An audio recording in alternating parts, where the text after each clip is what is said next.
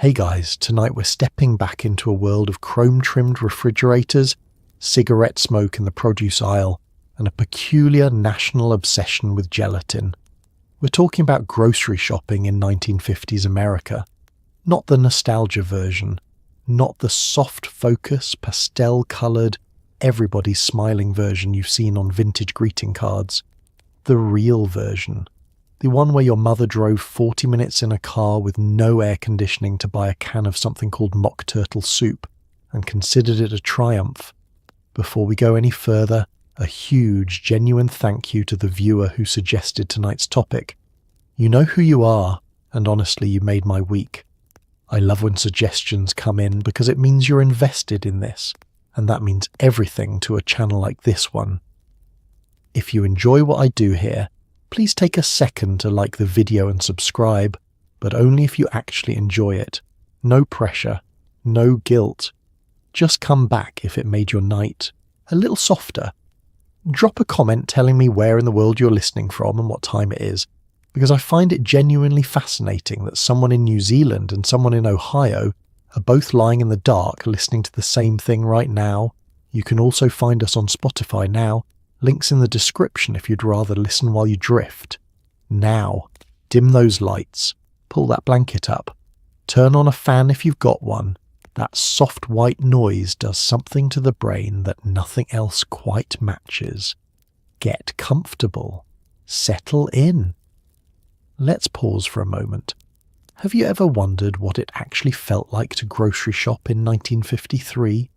Did people enjoy it? Did they dread it?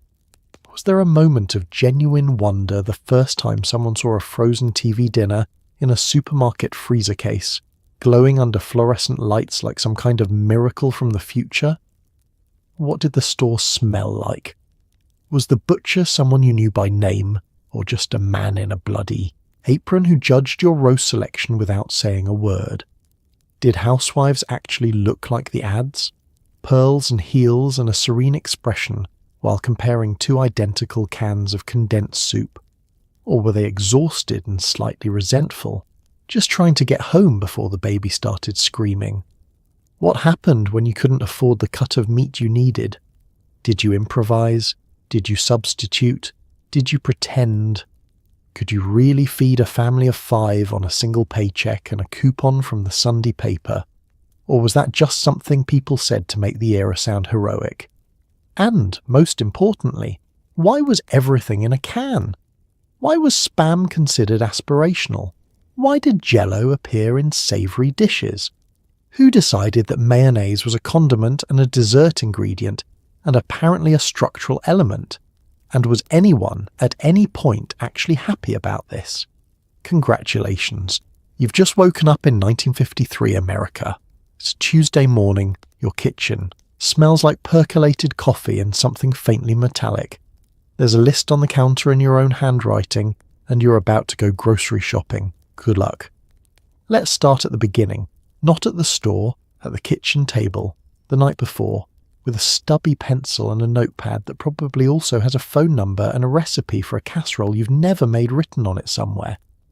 In 1950s America, grocery shopping wasn't something you did impulsively. You didn't duck out on a Wednesday evening because you were craving something specific. You planned, you budgeted, you made a list, and that list was a document of both aspiration and quiet resignation. You wrote down what the family needed, cross-referenced it with what was on sale in the circular that came folded inside the newspaper, factored in what was already sitting in the icebox, and then made a series of small, practical compromises that added up to the weekly shop. This was a woman's domain almost, entirely. Surveys from the era suggest that somewhere around 90% of grocery shopping was done by housewives, and the pressure to do it correctly, efficiently, economically, impressively, was woven into the fabric of the whole thing. There was a system. There was always a system. You organised the list by aisle if you were serious about it, which many women were, because wandering inefficiently through a store was not just inconvenient, it was a small personal failure. Produce first, then meat, then dairy, then the long corridor of canned goods, then bread. Some women reorganize their lists every week to match the layout of a new store. Some women use the same list format for years, a kind of weekly template filled in fresh each time. The budget sat beside the list like a chaperone. Average household grocery spending in the early 1950s ran somewhere around $20 to $25 a week for a family of 4, which sounds manageable until you remember that was out of a paycheck that had to cover the mortgage, the car, the utilities, the children's shoes, and whatever else the week required. Every item on that list had already been cost evaluated before it made the paper. The name brand versus the store brand. The larger can that cost more up front but less per serving. The cut of beef that was on special this week, and whether it was on special because it was a good deal or because something was slightly wrong with it. The women's magazines helped. Good Housekeeping and Better Homes and Gardens ran monthly features on how to feed a family of 4 for $15, complete with suggested menus, coordinated shopping lists, and cheerful photographs of casseroles that looked significantly more appealing than they would turn out. The list in the magazine was aspirational. The list on your notepad was real. You copied some of one onto the other and arrived at something workable, and then there were the coupons, clipped from the Sunday. Newspaper with actual scissors, stored in an envelope or a rubber band or a small accordion folder, if you were especially organised, carried to the store and presented at the register with the quiet efficiency of someone who had earned this discount through labour and forethought. Couponing was not embarrassing in 1953. It was sensible. It was the behaviour of a person who paid attention. You finished the list, reviewed it once, and set it on the counter by the car keys. A well-managed grocery list was a point of quiet pride. A sloppy one was a kind of failure. The list sat between you and the store like a script, and you were expected to follow it. Modern grocery shopping involves standing in the cereal aisle for 11 minutes holding your phone while reading reviews of granola. The 1950s housewife would find this completely baffling and also deeply shameful. Before you even touched a shopping cart, you had to get to the store, and in 1950s America, this was its own small drama. The car, if your family had one and not everyone did, was your ticket. Big, heavy, with a dashboard that looked like the inside of a spacecraft and absolutely zero safety features worth mentioning. No seatbelts, no rear-view cameras, no power steering in many models. Just a lot of chrome, a lot of optimism, and an engine that made sounds a modern mechanic would describe as a cry for help. The car was also the project. The 1950s automobile was not a neutral object. It was a statement about prosperity, about modernity, about America's confidence in its own future. Families saved for a new car. Families argued about which car. The car sat in the driveway like a declaration, and driving it to the grocery store was, in some small way, a performance of the life you were living. But the car required the suburb, and the suburb required the car. This is the loop that the 1950s locked itself into with remarkable speed. As developers, built new housing tracts outside city limits, identical houses on curving streets with young trees barely thicker than your wrist, the stores followed. Not the small neighbourhood grocers that had served the old neighbourhoods on foot, but the new supermarkets, built for volume and for parking, located at busy intersections surrounded by asphalt. To get to your groceries you drove. There was no other sensible option. If you didn't have a car, and in the early part of the decade, a meaningful number of American households still didn't, you made arrangements. You shopped at the nearest neighbourhood grocer, which was closer but smaller and more expensive. You caught a ride with a neighbour who was going anyway. You sent a child ahead with a list and a precise amount of change and the instruction not to lose either. You budgeted your trips because each one was a production. Shopping day was typically once a week, usually in the morning when the store was less crowded, usually on a Thursday, or Friday when the weekend's larger meals needed to be planned for, you dressed for it. Not formally, this wasn't church, but presentably. Curlers were acceptable preparation for the trip, but not acceptable at the store. A house dress and a cardigan, sensible shoes, hair set the night before. You didn't go to the grocery store looking like you hadn't tried. The store was a social space. You would see people. The children sometimes came. This was a calculated risk.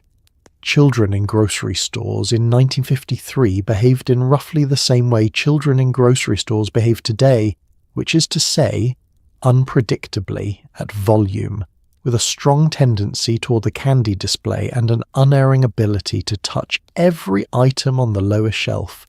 You managed them. You negotiated with them.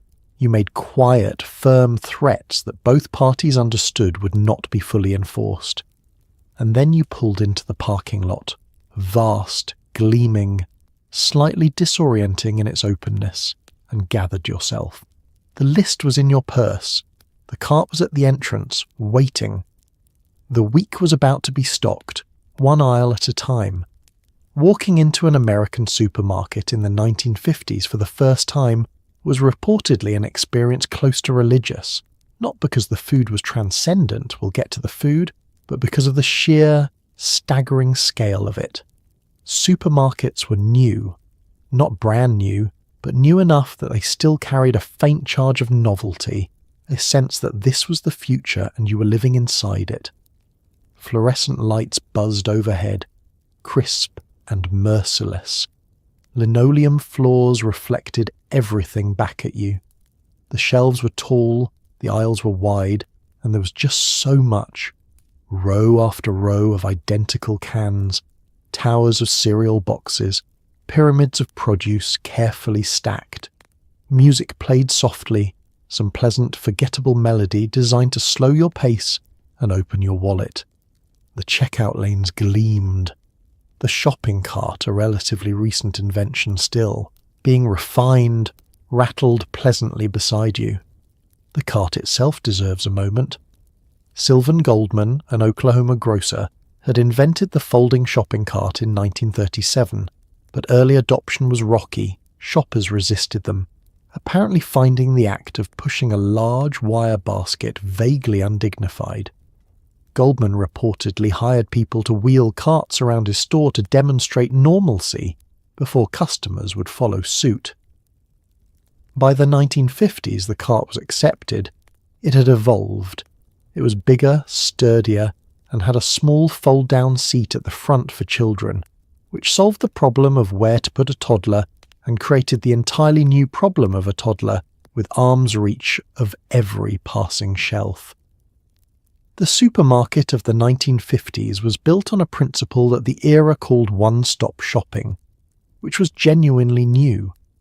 Before the supermarket's rise, a household's weekly food supply required multiple stops: the butcher for meat, the bakery for bread, the greengrocer for produce, the dairy for milk, the deli for cold cuts. Each stop had its own hours, its own prices, its own social conventions. The supermarket collapsed all of this into a single trip, under one roof, with standardized prices on every item. It was efficient. It was convenient. It was, in its way, a form of compression, taking an entire neighborhood's worth of food commerce and squeezing it into 50,000 square feet of climate-controlled space. Coming from the era of the small neighborhood grocer, where you handed a list to a man behind a counter and he retrieved things from shelves on your behalf, the supermarket felt like being handed the keys to something enormous. You could choose. You could compare. You could pick up a can of something you'd never heard of, read the label slowly, and put it back without anyone saying a word. The freedom of it was real. The manipulation of it was also real, though no one was quite talking about that yet. Store designers had learned, empirically, through watching where customers walked and what they bought, that the layout of a store was itself a selling tool. The produce section near the entrance, because fresh, colourful vegetables created an impression of abundance that set the tone for everything that followed. the staples at the back, the temptations at eye level. The whole environment was calibrated carefully and deliberately to guide the shopper through as much of the store as possible before she reached what she came for. You walked in with a list, you left with the list, and also a few things that hadn't been on it. The store had been designed with precisely that outcome in mind, and it worked, reliably, every single week. Let's talk about the butcher, because in 1950s America, the butcher counter at the back of your supermarket, or at the dedicated butcher shop if your neighbourhood still had one, was not just a place to buy protein. It was a social institution. The butcher knew your name. He knew your family's preferences. He knew that your mother-in-law was coming for Sunday dinner and that you needed something that would impress her without actually costing what impressive things cost. He knew that the children didn't like anything with too much fat on it and that your husband preferred his steaks thick. He had assembled this knowledge over weeks and months of transactions, the way any skilled professional assembles knowledge of their clients, through attention, through memory, through the simple act of showing up every week and paying close attention to what people actually needed. He would steer you. He would advise. He would sometimes, if he liked you, slip a little extra into the paper for the same price. This was not corruption. This was the social economy of the butcher counter, an informal system of favour and loyalty that ran alongside the official price list and made both parties feel that the transaction was about more than money, which it was. Meat was expensive, proportionally far more expensive relative to household budgets than it is today, and choosing the right cut required a kind of weekly negotiation between what the recipe called for, what the budget allowed, and what was available. Ground beef was the workhouse, cheap, versatile, forgiving of the home cook's limitations, capable of becoming meatloaf or meatballs or a hamburger patty or a hamburger and noodle casserole with a can of cream of mushroom soup involved. Chicken was cheaper still, though it carried a faint stigma of austerity in the early part of the decade. Beef was aspirational. A standing rib roast for Sunday dinner was a statement that things were going well. Pork occupied a complicated middle position. Bacon was universal and beloved. Pork chops were a reliable weeknight option. Ham was festive and somewhat expensive, and various other pork products filled the lower budget spaces in the weekly menu with the unpretentious functionality of something that simply got the job done. Lamb was available but considered an acquired taste. Veal appeared in more ambitious cookbooks than it did in most shopping carts. The butcher wrapped everything in white butcher paper, folded with a practiced efficiency, and sealed with a strip of tape. He wrote the contents and the weight and the price on the outside with a grease pencil in handwriting that ranged from neat to cryptic. You tucked the package under your arm or into the cart and moved on, with the specific satisfaction of having handled the most expensive item on the list and come away with something good. The supermarket butcher was beginning to replace the standalone butcher shop through the 1950s, and something was lost in that transition. The supermarket butcher was an employee, not a proprietor. He had less investment in your satisfaction, less flexibility in his pricing, less authority to make the small, unofficial adjustments that had made the neighbourhood butcher feel like a resource rather than a vendor. The counter was the same, the paper was the same, but the relationship was thinning already in ways that would continue for decades. Here is something that will require a moment of adjustment. In 1950s, America produce was seasonal, genuinely, unapologetically, inflexibly seasonal. There were no strawberries in December. There were no mangoes in Minnesota. There were no pre-washed, pre-spun, pre-bagged salads glistening in a refrigerated case. What was available was what grew nearby, or what could survive the truck journey from somewhere warmer, and survive is a word used loosely here. Tomatoes arrived bruised and apologetic. Lettuce was iceberg, almost exclusively, because iceberg could take a punch. Bananas were a reliable exotic luxury, one of the few tropical fruits available year-round by this point, thanks to the aggressive infrastructure that United Fruit Company had spent decades constructing. Apples were everywhere in autumn and were everywhere, noticeably absent in summer. Corn was summer only, sweet and short-seasoned, and one of the genuine joys of the July produce section. Peaches and plums came and went in a matter of weeks. You bought them when they were there, in quantity, because next week they might not be. The produce section of a 1950s supermarket was modest by modern standards, a relatively small area near the entrance, with perhaps a dozen varieties of vegetable and perhaps 15 kinds of fruit at the height of the season, tapering to considerably less in the depth of winter. And yet it was treated with a kind of reverence, because fresh vegetables were understood to be perishable, valuable, and the sign of a well-managed household. You touched things. This was not only acceptable but expected. You picked up the tomato and held it, felt for give, checked the colour, brought it close and smelled it if you were serious. You squeezed the peaches lightly.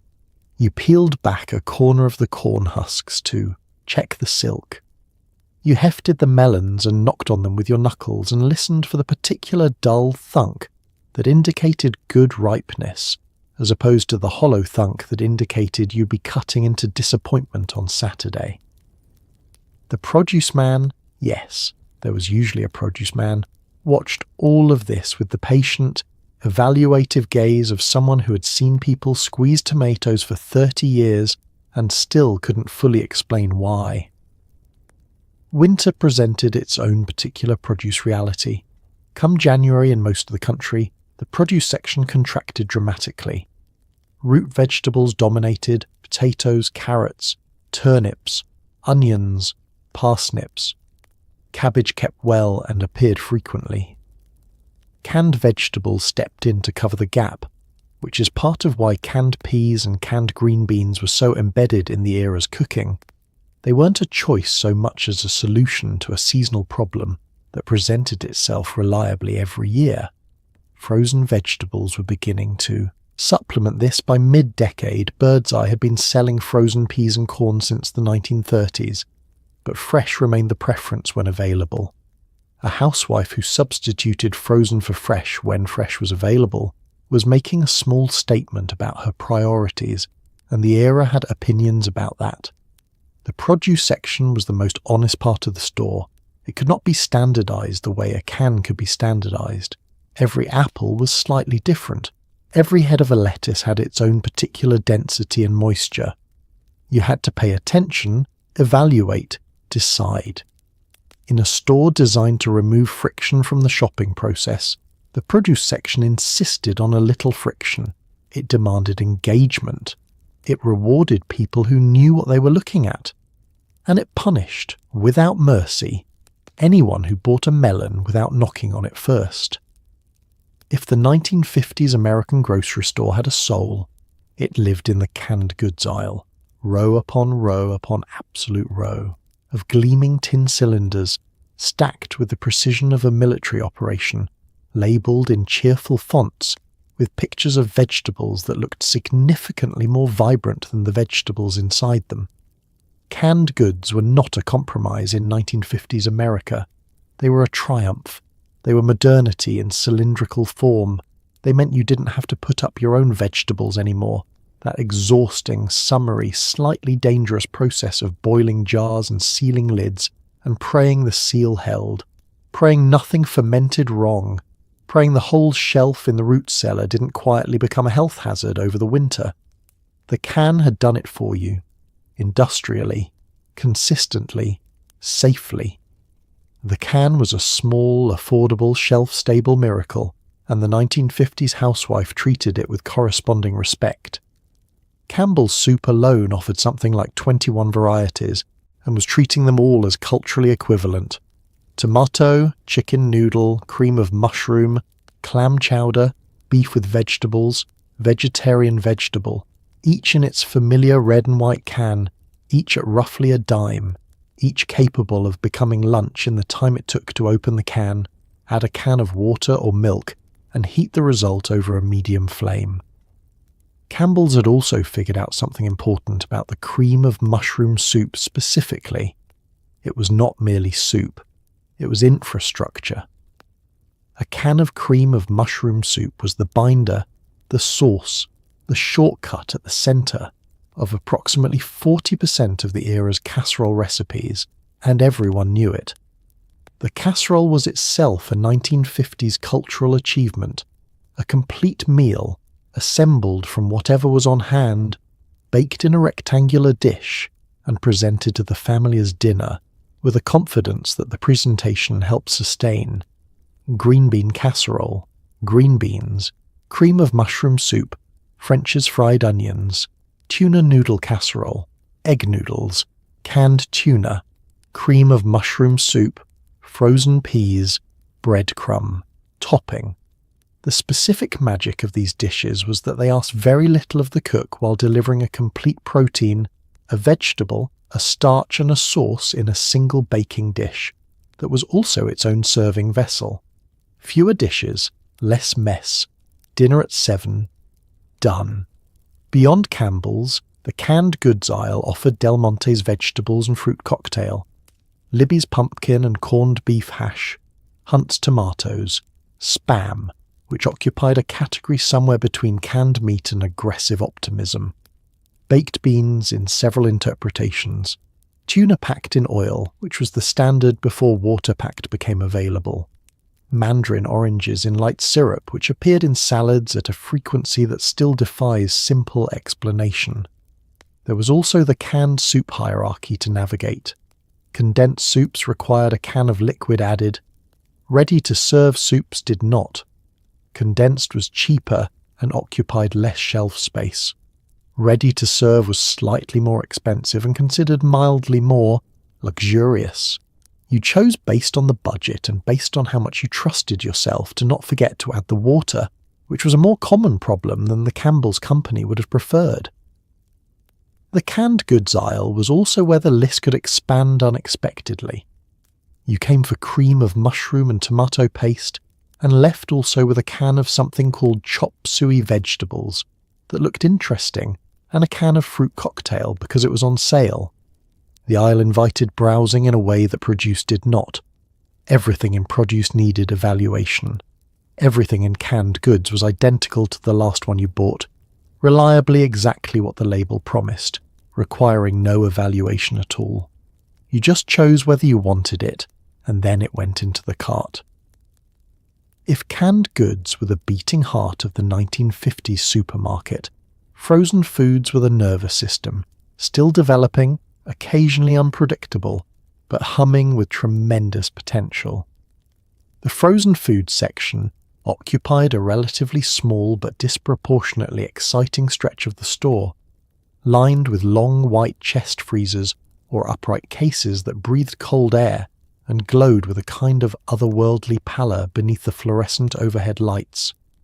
Frozen vegetables had arrived first.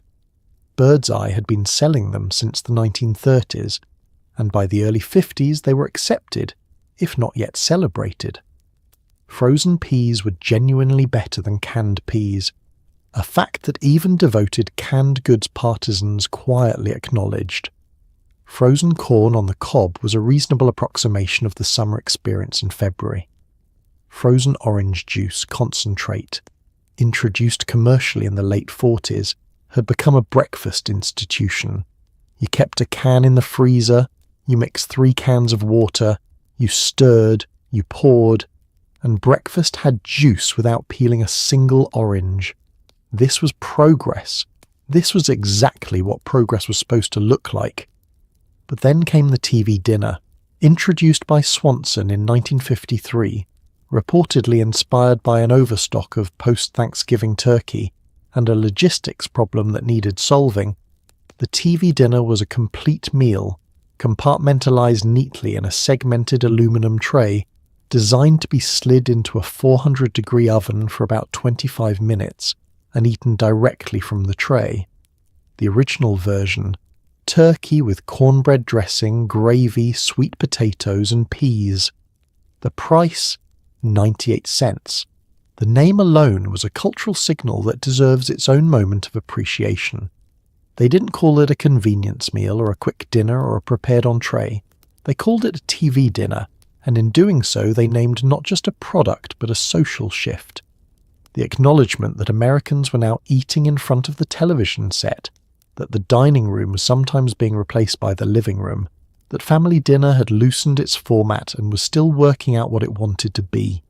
The aluminum tray mimicked the compartmentalized trays used on airline flights, which in 1953 was still a glamorous enough association to be a selling point.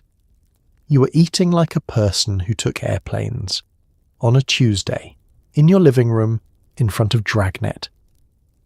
This was not diminished. This was modern. Sales of Swanson's TV dinner reached 10 million units in the first year. Other brands followed. The frozen foods case expanded to accommodate them. By the mid-50s, the freezer section had grown from a small novelty area into a legitimate destination within the store, a place you planned to visit, with a section of your list dedicated to it. The future had arrived, and it was cold and slightly institutional, and absolutely delicious when you were tired and didn't want to cook. The housewife who served a TV dinner, it should be noted, received no credit for this. The meal prepared itself. The oven did the work. There was nothing to compliment her on, nothing to ask about the recipe, no visible labour to appreciate. She had opened a package and set a timer, and this was, quietly in the logic of the era, a small domestic failure dressed up as convenience. She probably didn't see it that way. She was probably just relieved. Dairy in 1950s. America was simple in product and complicated in meaning. Milk was whole, always. The concept of low-fat or skim milk being a desirable product was still some years away and would have struck most 1950 shoppers as roughly equivalent to selling neat water. You bought whole milk. You drank whole milk. Your children drank whole milk at every meal, at school, at every opportunity, because milk was calcium, and calcium was bones, and bones were the structural requirement for the children who would eventually grow up and carry the country forward. Milk was not optional. Milk was practically patriotic. Most households still had milk delivered, the milkman arriving before dawn, glass bottles clinking in the wire carrier on the front step, empty bottles left out the night before to be collected. The dairy aisle in the supermarket carried milk for those who'd run out between deliveries, or who didn't have delivery service. But for much of the decade, the milkman remained a parallel and preferred system. He knew how many you needed. He adjusted for holidays. He left a note if the delivery had been changed. He was another of the service relationships that the supermarket, for all its convenience, could not quite replicate. Butter was butter. Purchased in the familiar 4-stick pound package, salted or unsalted, used with a generosity that later decades would regard with something between nostalgia and alarm. Butter went into everything. Butter went on top of everything. Recipes from the era call for amounts of butter that a modern reader has to reread twice to confirm are not typos. They are not typos. The 1950s home cook used butter the way a modern cook uses olive oil, as a baseline, a starting point, the fat around which everything else was organised. And then there was margarine.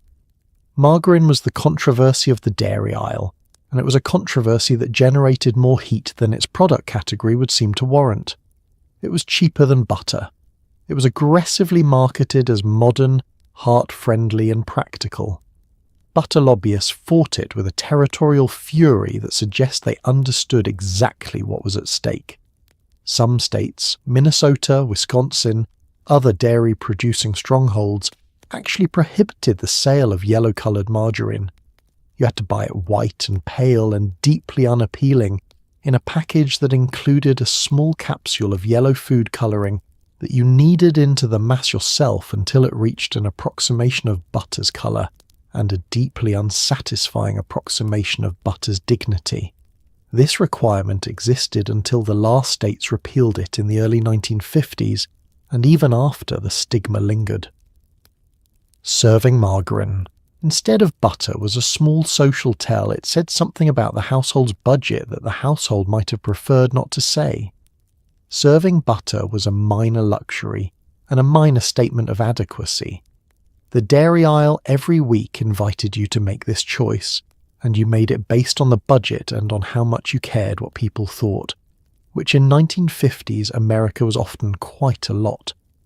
Eggs were purchased in cardboard cartons of 12, examined through the carton's small perforations or opened briefly at the store to check for cracks, carried home carefully, and refrigerated immediately. Cheese was primarily cheddar, sharp or mild, and Velveeta, which occupied a peculiar position somewhere between cheese and a material that civil engineers might find interesting.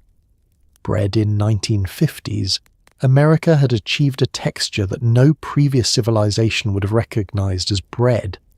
It was soft, almost aggressively, triumphantly soft. Pillowy, yielding, uniformly, sliced, encased in wax paper with a colourful twist tie that children across the country learned to leave lying open on the counter.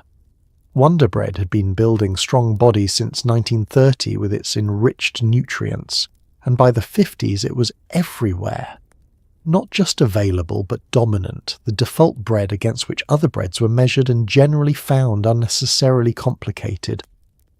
To understand Wonder Bread is to understand something specific about what post-war America wanted from its food, which was reliability, softness, no surprises, and the reasonable assurance that science had checked it and approved it and added several important vitamins to it just to be certain. Wonder Bread was enriched with niacin and iron and thiamine and riboflavin. This was printed on the wrapper with the confidence of a product that had been improved by laboratories. The bread wasn't just bread. It was optimized bread. It was bread that had been thought about by professionals. The softness was not accidental. Industrial bread baking had refined the process of making bread that compressed to almost nothing under slight pressure, and then expanded back to its original shape, creating a product that was technically bread in every measurable way, and yet felt in the hand like something a cloud had made on a day when clouds were feeling accommodating. A slice of Wonder Bread could be compressed to roughly the thickness of a playing card, rolled into a tight cylinder, and then released to unfurl back into a slice of bread. Children did this regularly. It was one of the small, reliable pleasures of the era. The bread aisle also offered rolls in several configurations: hamburger buns, hot dog buns, dinner rolls in a bag, and rye bread, which was available and carried the faint aura of a city deli, something your uncle might buy in a neighbourhood where the delicatessens were good. Whole wheat existed and was considered slightly medicinal, the bread equivalent of eating, something you weren't sure you were supposed to enjoy. Sourdough, artisan loaves, crusty European-style bread, these were not present. These were, in a sense, not yet necessary, because the problem they solved was not yet widely understood to be a problem. The bakery in the back of the store, increasingly common through the decade, offered fresh-baked goods in a limited range: white bread, occasionally a fruit bread or a coffee cake, dinner rolls on Friday afternoons ahead of the weekend. The smell of it drifted forward into the store from the bakery section in a way that was so obviously and deliberately appealing that it barely needs comment. The supermarket knew the smell of fresh bread did something to people. The bakery was not located in the back because that was the most convenient placement for the equipment. White sandwich bread carried school lunch in its soft interior. It held the peanut butter and the jelly. It held the bologna and the mustard. It held the American cheese and the lettuce. It asked very little of whatever it contained and gave very little back, but it was present, reliably, every single day, in every lunchbox in every school in the country. The bread aisle was not glamorous. It was fundamental. and fundamentals in 1950s America were exactly what the country was building itself upon. Walk into the cereal aisle of a 1950s supermarket, and you were entering a propaganda operation aimed squarely at children, executed through the medium of colourful cardboard boxes and the extraordinary new distribution channel of television. The cereal companies of the 1950s had made a strategic decision, the kind of decision that seems obvious in retrospect and revolutionary in the moment, which was to stop marketing cereal to adults and start marketing it to children, through the children's programming that was rapidly colonising the new television sets appearing in American living rooms. Tony the Tiger arrived in 1952. The Trix Rabbit debuted in 1954. Snap, Crackle and Pop had been around since the 30s, but found their fullest cultural expression when they migrated to television. These were not merely advertising characters.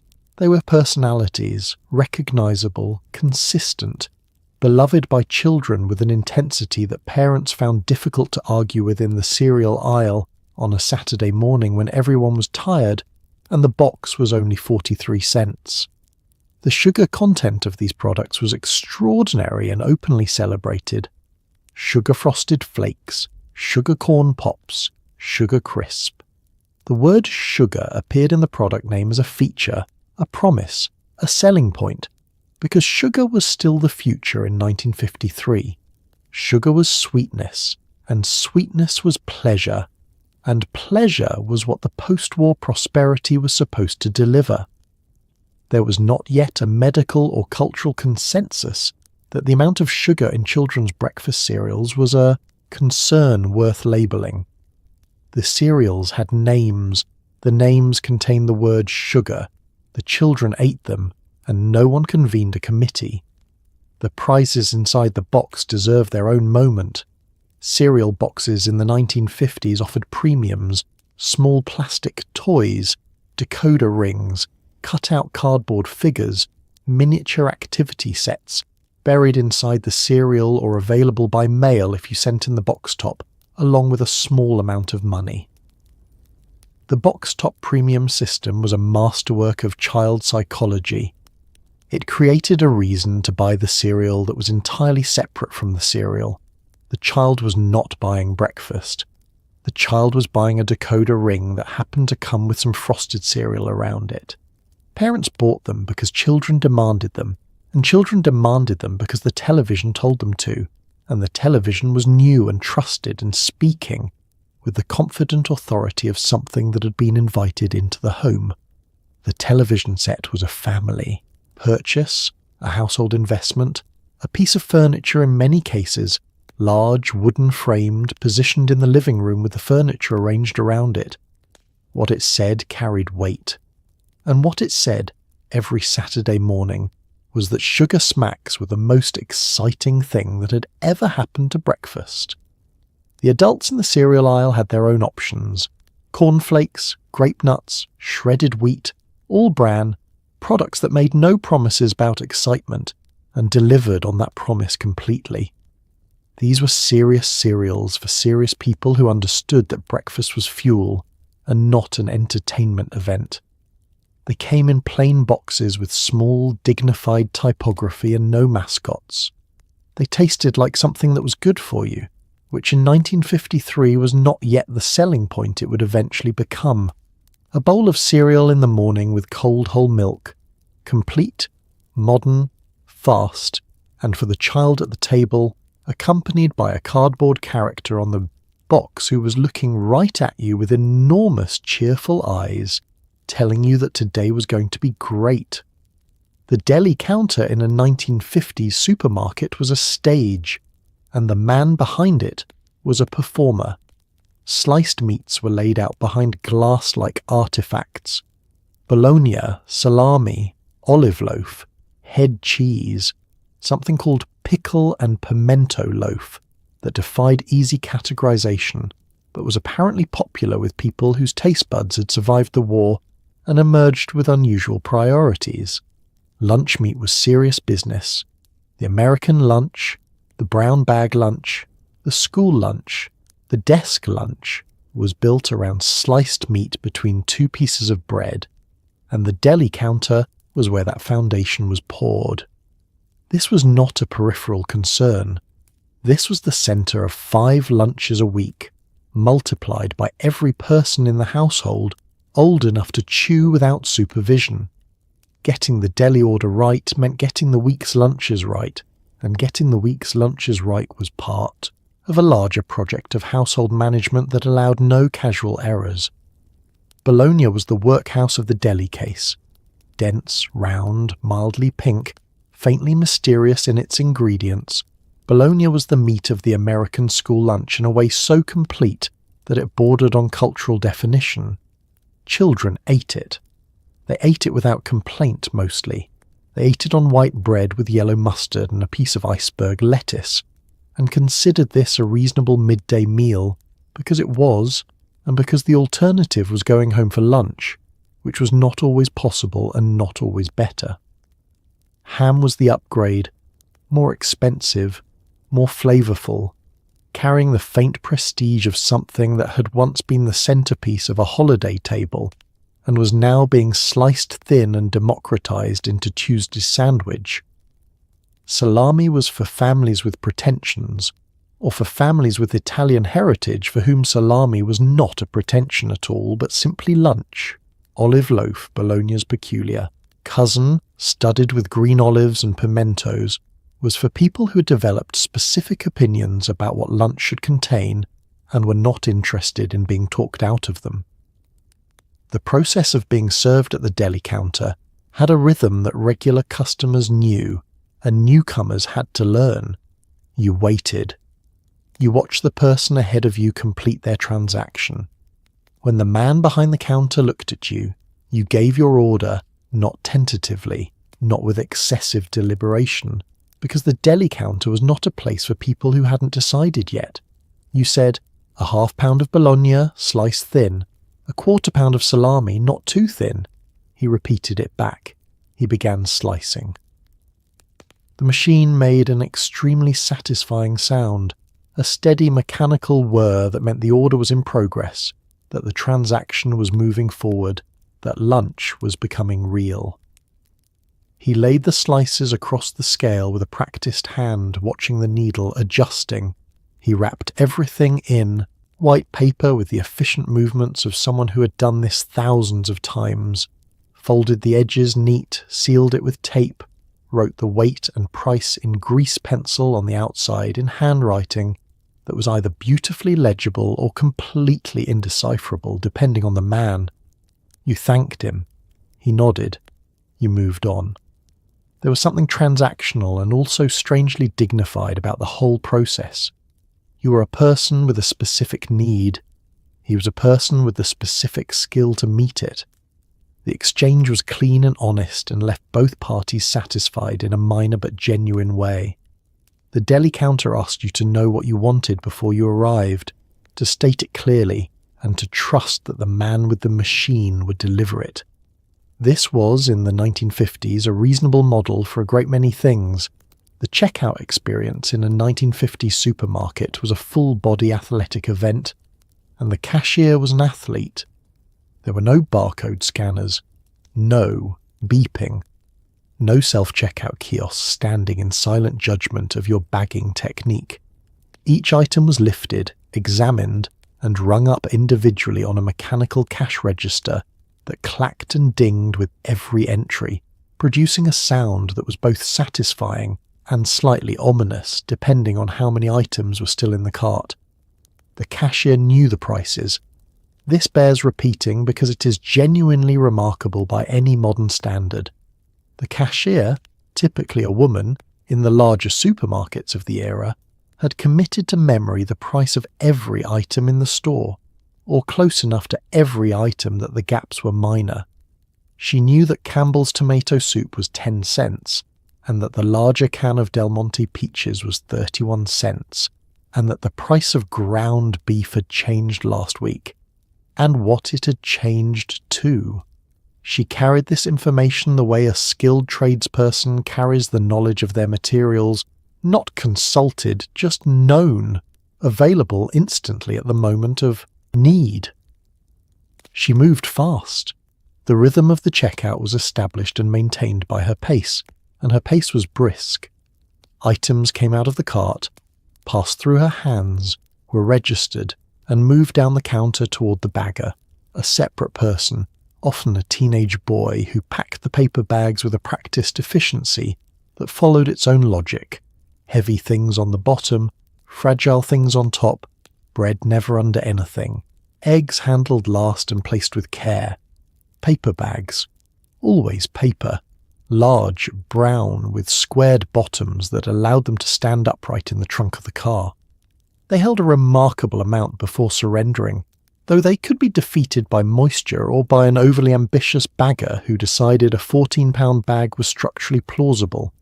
When they failed completely, the bottom giving way at the worst possible moment, usually in the parking lot, usually when both hands were already full, usually with the eggs. The total appeared only at the end, displayed on the register's mechanical counter, in large numbers that clicked into position as the final sum was calculated.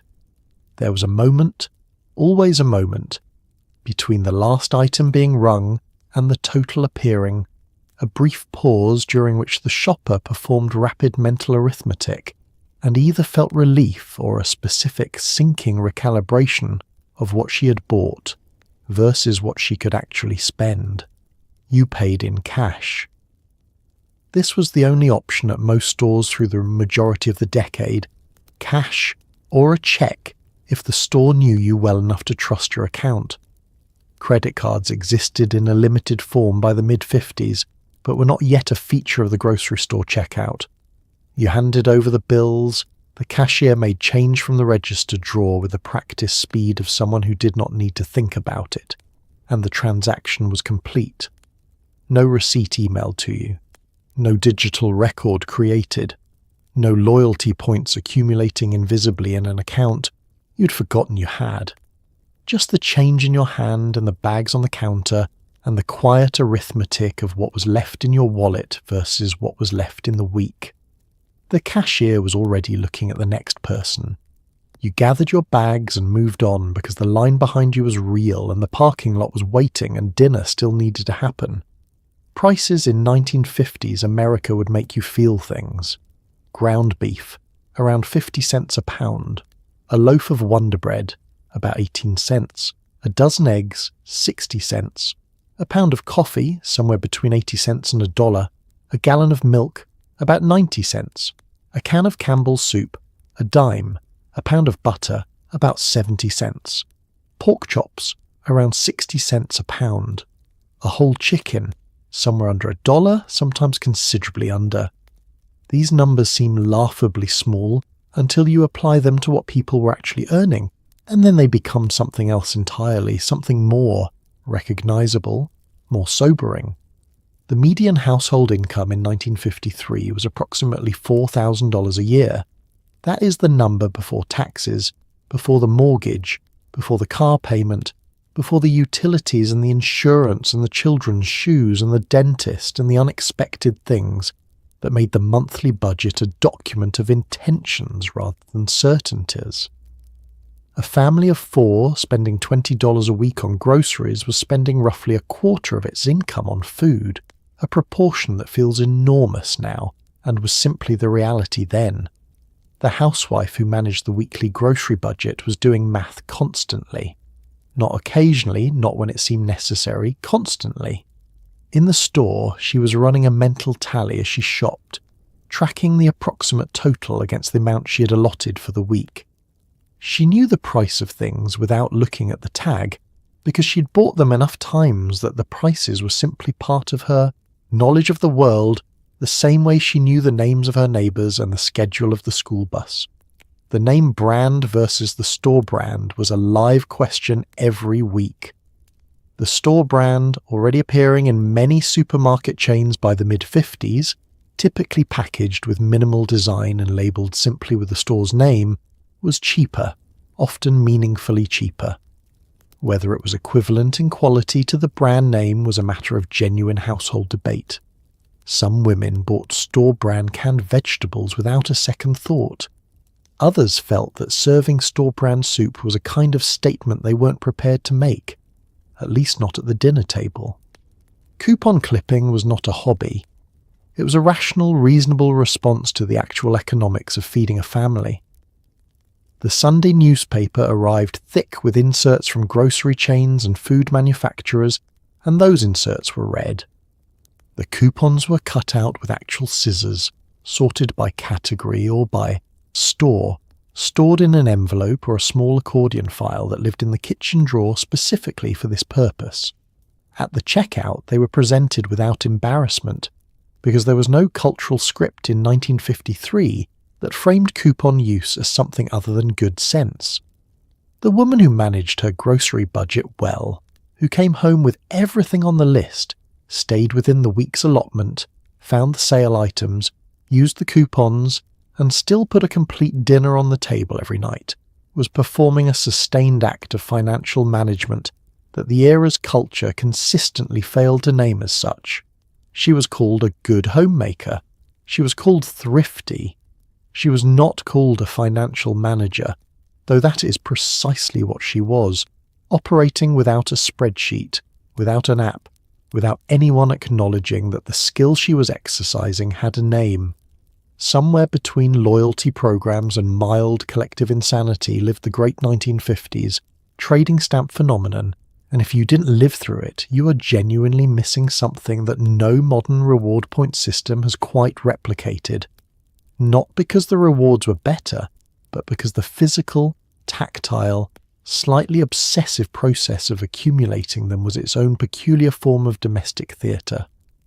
Here is how it worked.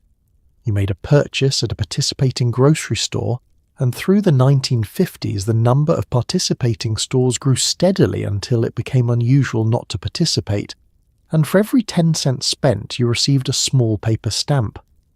These stamps were the most famous of which were issued by the Sperry and Hutchinson Company, and called S&H green stamps, named for their colour, which was a specific green that became as recognisable as any brand colour in the country.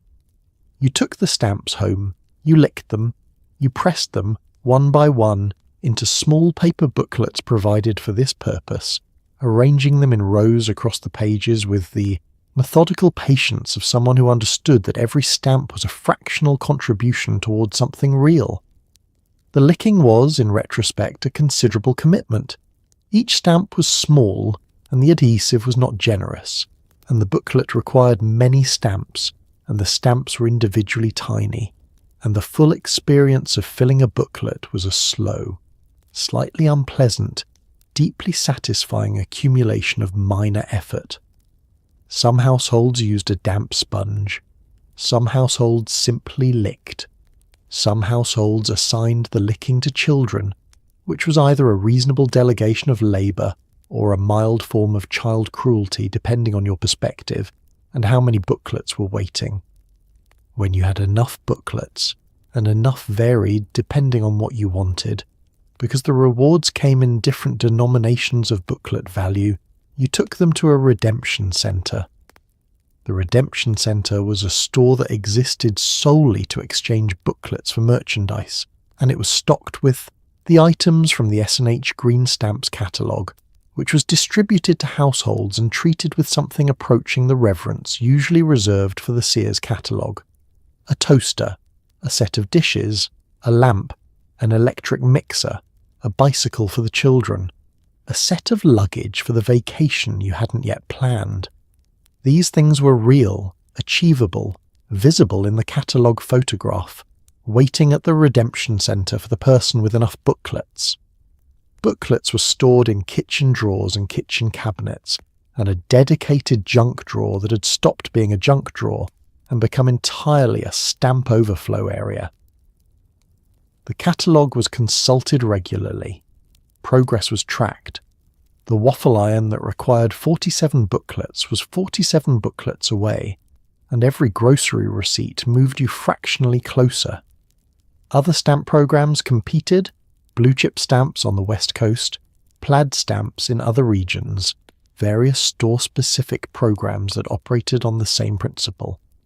The grocery store that offered the best stamps could attract customers on that basis alone, because the stamps transformed every grocery purchase from a transaction into an investment. The Campbell's soup wasn't just dinner, it was 3 stamps. 3 stamps were one small step toward the electric can opener. This was not rational exactly. The stamps were worth roughly 1% of the purchase price in redemption value, which is not a spectacular return.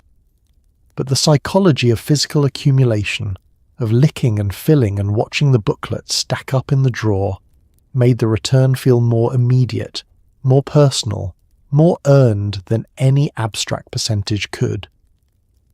The grocery store had found a way to make shopping feel like saving.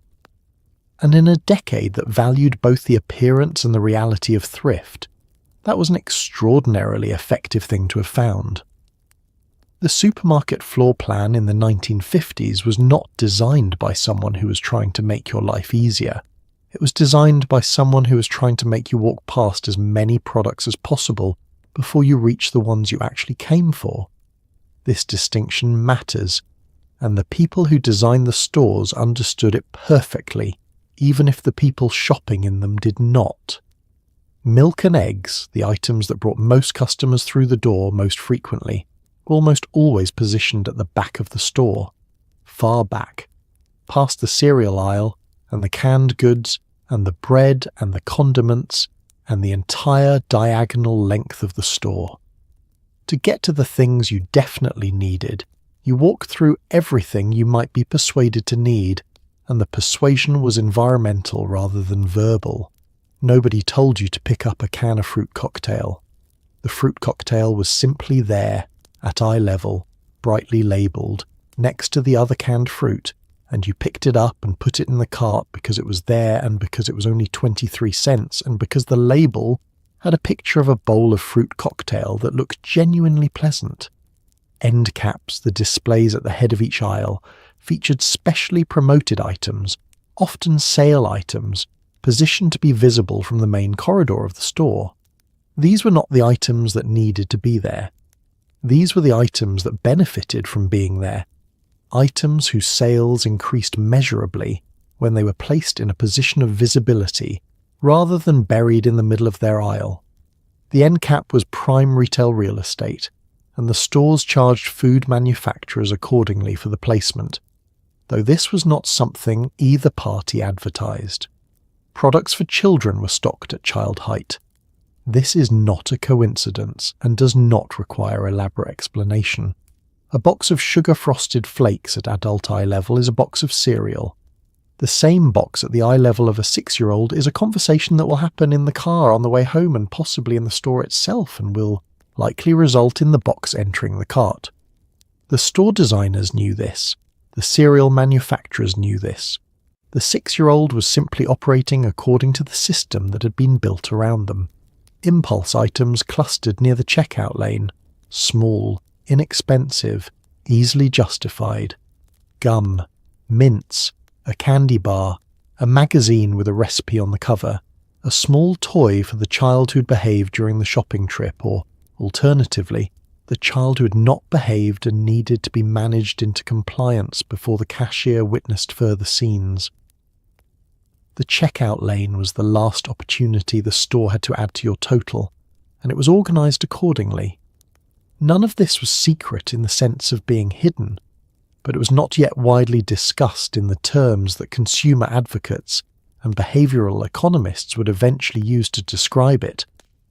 Shoppers in 1953 were not thinking about choice architecture, they were thinking about dinner. The store, meanwhile, was thinking about both.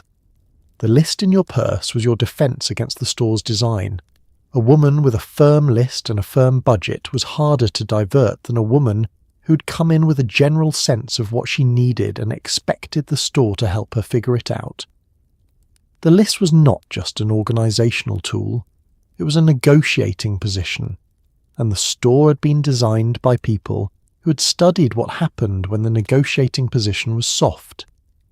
It is impossible to talk about grocery shopping in 1950s America without talking about the women who did it, and the weight, not just the literal weight of the bags, though that was also considerable, of what the task represented and what the culture built around it.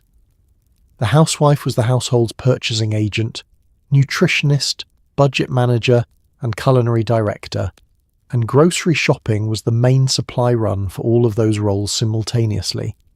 She was expected to know what was nutritious, what was affordable, what the children would eat without complaint, what her husband preferred, what was impressive enough for company, and what could be stretched across multiple meals without anyone noticing that last night's roast had become today's hash and tomorrow's soup. She was expected to do all of this cheerfully, efficiently, and without appearing to find it burdensome. The difficulty was meant to be invisible. The competence was meant to look effortless. The women's magazines of the era were the training manuals and the grade reports for this role simultaneously. Good Housekeeping, Better Homes and Gardens, Ladies' Home Journal, McCall's. Each one arrived monthly with articles on how to plan a week's worth of meals from a single marketing trip, how to get more from your food dollar, how to use leftovers creatively, as though leftovers were an adventure rather than evidence of calculation, and how to present the results to your family in a way that suggested abundance rather than management. The recipes that accompanied these articles were built around the reality of 1950s grocery shopping, in ways that are illuminating if you read them closely. Many called for canned goods not as a shortcut but as an ingredient, normalized into the recipe the way a modern recipe might call for olive oil or garlic. They accounted for the seasonal limits of the produce section. They were structured around the cuts of meat that were affordable and available, not around the cuts that were most delicious in the abstract. The recipe was a practical document, and the magazine was a practical guide to a practical life, dressed up in aspirational photography and cheerful typography. The shopping cart was also a public document. What you put in it said something about your household, its size, its budget, its aspirations, its management. A cart full of name brands and fresh produce communicated one thing. A cart full of store brands and day-old bread communicated another.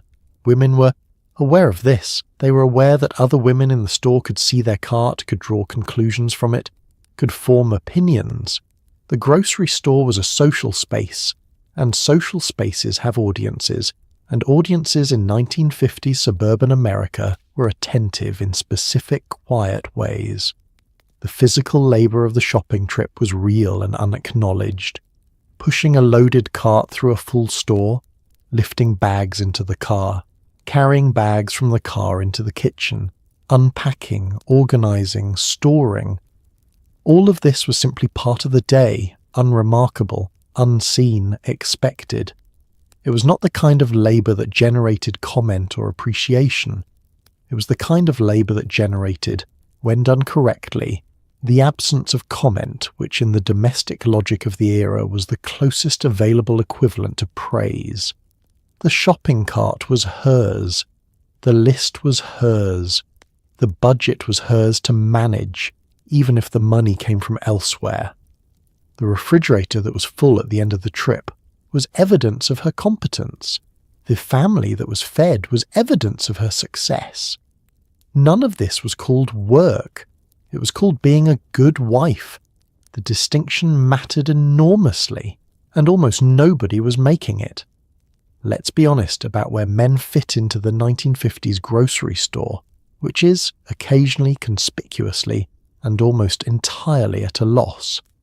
A man accompanying his wife to the supermarket on a Saturday morning was either a subject of mild curiosity or a mild disruption, depending on his behaviour, and his behaviour was usually at least slightly disruptive because he had not been trained for this environment. And it showed. He stood in the wrong place. He picked up items and examined them for longer than necessary, as though the label on a can of corn contained information that required genuine analysis. He expressed opinions about brands that were not welcome because the brand decision had already been made weeks or months ago based on price and reliability and the results of the last time she had tried the other brand and the family had noticed. He asked questions. He made suggestions. He wandered. Some husbands were sent ahead to a specific aisle with a specific sublist. This was the deployment of a resource in a controlled environment. If he was in aisle 7 looking for coffee, he could not simultaneously be in the meat section suggesting a more expensive cut. The controlled deployment strategy was not discussed openly as a strategy. It was framed as helpfulness. But anyone who has ever sent a disoriented person to do a bounded task in a large store knows exactly what it was. Men who shopped alone were a separate category. The bachelor, the widower, the husband whose wife was travelling or ill, the man who had, for whatever reason, been left to supply the household himself. These men moved through the supermarket with the specific energy of someone who understood that they were operating outside their primary competence and had decided to manage this through decisiveness rather than deliberation. They did not linger, they moved at pace. They selected the most recognisable versions of everything: Campbell's, Wonder, Folgers, whatever the television had told them was the right answer, and they moved to the checkout before the situation could become more complicated. The bachelor's cart was a sociological document, a collection of canned things, arranged without particular logic. Beer, some bread, a package of bologna that would last all week and would be eaten in the same configuration, on white bread, with mustard, standing over the sink every single time. Perhaps a frozen dinner, because the frozen dinner asked nothing of him beyond the operation of an oven timer. Perhaps a box of cereal, because cereal required only milk and a bowl and a spoon, and all of those things were achievable by a person of even modest domestic ambition. The grocery store was, in a very real sense, designed for and by a particular model of the household, one where a woman managed the food supply, and a man's role in the food supply was primarily financial. The store's marketing, its layout, its relationship with women's magazines, its hours of operation, even the design of the shopping cart itself, all of it assumed a primary user who was a woman running a household. The man in the grocery store was a visitor to a space that had been built around someone else, navigating by instinct and television advertising, and the vague memory of what his mother used to buy. He usually made it out. He usually got most of what was on the list. He usually forgot something. He forgot something every single time. While the supermarket boomed outward across the new suburbs like a spreading oil stain of abundance and parking lots, something else was quietly dying. The neighbourhood grocer, small, independent, often family-owned, often with a name above the door that was also the family's name, was losing the war, had been losing it since the 1930s, when chain stores and self-service shopping began their long restructuring of American retail. But the 1950s were when the losses became unmistakable and the math became irreversible. The neighbourhood grocer could not match the supermarket's prices, not even close. The supermarket bought in quantities that allowed it to negotiate terms no small independent operator could access. The supermarket's cost for a case of Campbell's soup was lower than the neighbourhood grocer's cost for a case of Campbell's soup, which meant the supermarket's shelf price was lower, which meant the shopper who was managing a careful budget, and most shoppers were managing a careful budget, had a rational reason to drive past the neighbourhood grocer on her way to the supermarket. The math did not require sentiment to solve. The selection gap was equally damaging. The supermarket offered hundreds of products in every category. The neighbourhood grocer offered perhaps 40 feet of canned goods, a small produce section that received deliveries twice a week, a meat case that ran to perhaps 6 or 8 cuts, and a bread shelf that held 2 or 3 brands. It was enough. It had always been enough. But enough was a harder sell in an era that had decided abundance was the point. What the neighbourhood grocer had was what the supermarket could not replicate, and what the market was not yet valuing at full price. He knew his customers. This is not a small thing, or it was not then. He knew that Mrs. Kowalski's husband had been ill, and that she needed something easy to prepare. He knew that the family in the new house on Elm had 4 children and bought accordingly. He knew who was behind on their account and who always paid promptly and who needed a little grace at the end of the month when the money ran short. He extended credit, quietly, informally, in the manner of someone who understood that a customer in a temporary difficulty was still a customer, and that the kind of loyalty built by extending grace in hard times was the kind that lasted. The supermarket did not extend credit. The supermarket had a sign near the checkout that explained its payment policies, and those policies did not include the informal tab that the neighbourhood grocer kept in a ledger behind the counter, noted in pencil in handwriting that could be adjusted if circumstances required. Through the 1950s, small grocers closed in steady numbers. The storefronts became dry cleaners and insurance offices and hardware stores, and eventually the kinds of businesses that didn't require you to choose between them and the supermarket. The neighbourhoods that lost their grocer lost something that didn't have a clean name in 1953. It had a name later.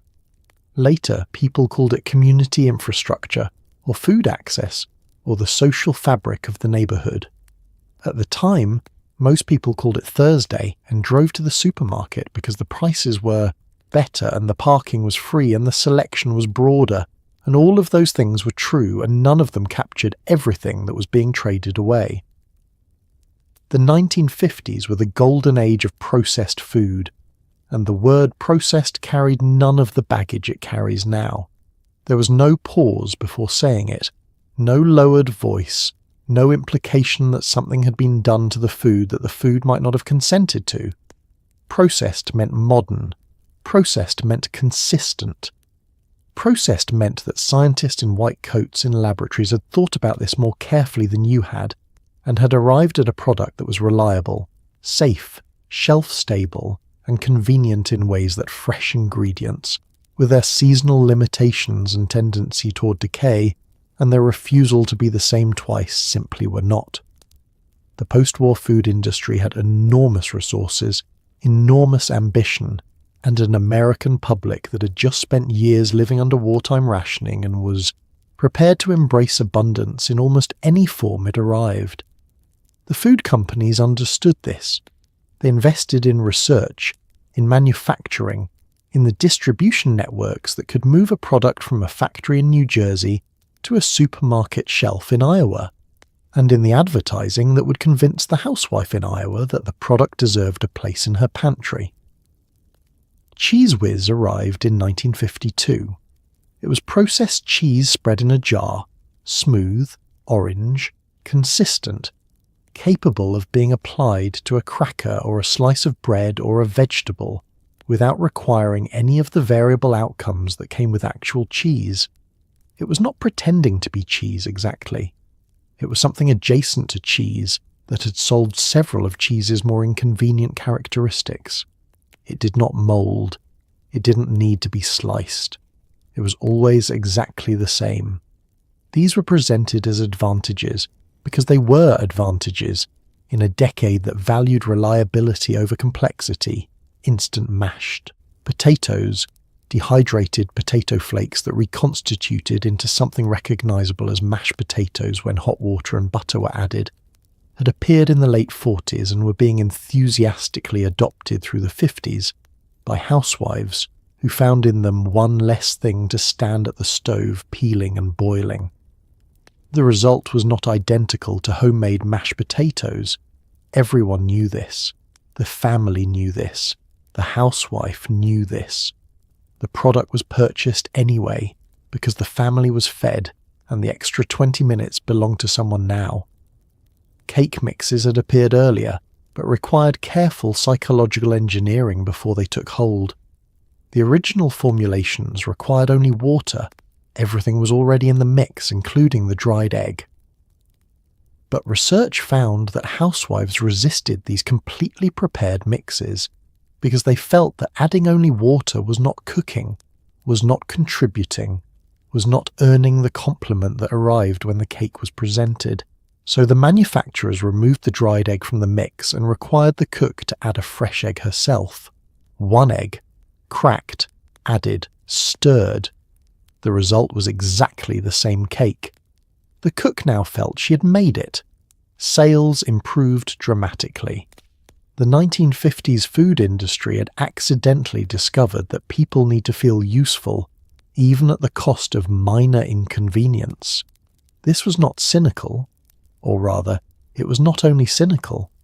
The processed food of the 1950s was solving genuine problems that genuine people had. It was also creating new dependencies and reshaping taste expectations in ways that would take decades to fully understand. Both of these things were true simultaneously, which is how most revolutions work. We must speak about Jell-O. There is no honest account of 1950s American food culture that does not eventually arrive at Jell-O, and no account of Jell-O that does not require a moment of genuine reckoning with what was happening and why everyone seemed perfectly fine with it. Jell-O had been around since the 1800s, but the 1950s were its absolute apex, the peak of its cultural dominance, the height of its formal ambition, the era in which it transcended its identity as a simple fruit-flavoured gelatin dessert and became something closer to a medium of domestic expression, a material, a canvas, a philosophy of entertaining. Jell-O was purchased in enormous quantities, sold in small cardboard boxes containing a packet of flavoured gelatin powder, priced at around 10 cents, available in enough flavours to create an entire weekly rotation: strawberry, raspberry, lime, lemon, orange, cherry, black cherry, grape. It was one of the most reliable items in the canned goods aisle, a fixture of every household's pantry alongside the Campbell's soup and the Crisco. It was cheap. It was fast. It was, in its basic fruit and gelatin form, genuinely pleasant and quite refreshing, especially in summer, especially with whipped cream on top, especially when you were a child and had no interest in asking questions about the structural mechanics of your dessert. But the 1950s did not leave Jell-O as dessert. The 1950s had ambitions for Jell-O that extended far beyond the dessert course, and those ambitions produced results that require careful historical documentation. The Jell-O mould was the vehicle.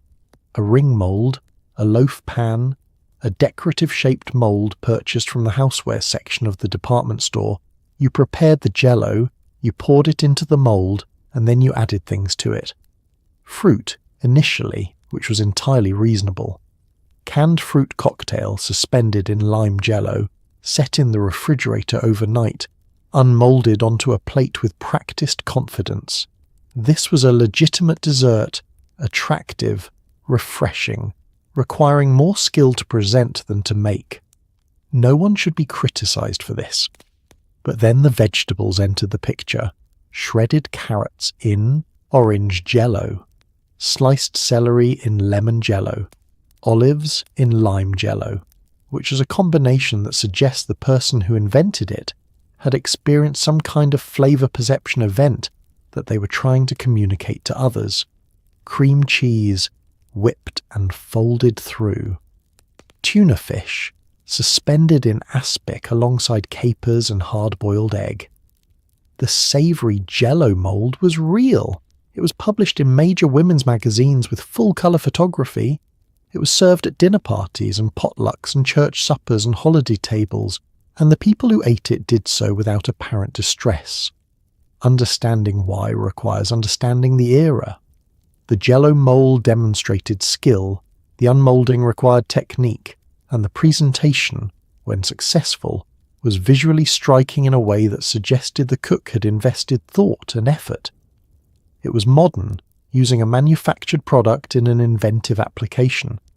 It was economical, incorporating inexpensive vegetables or canned ingredients into something that looked like it had required considerably more, and in a decade that valued consistency and control, there was something satisfying about a dish that held its shape, that could be prepared the day before, that arrived at the table exactly as intended with no last-minute variables. The Jell-O mould was the 1950s in edible form, optimistic, controlled, slightly strange in retrospect, and absolutely convinced of its own elegance. You could not make this up. You didn't have to. The women's magazines were doing it every month right there in print in full colour with suggested garnishes. The grocery trip did not end at the store. It ended at home, in the kitchen, with the putting away. Paper bags were placed on the counter, sometimes 2 or 3 of them, sometimes more, and the unpacking began with the methodical efficiency of someone who had done this many times before and had strong opinions about where things went.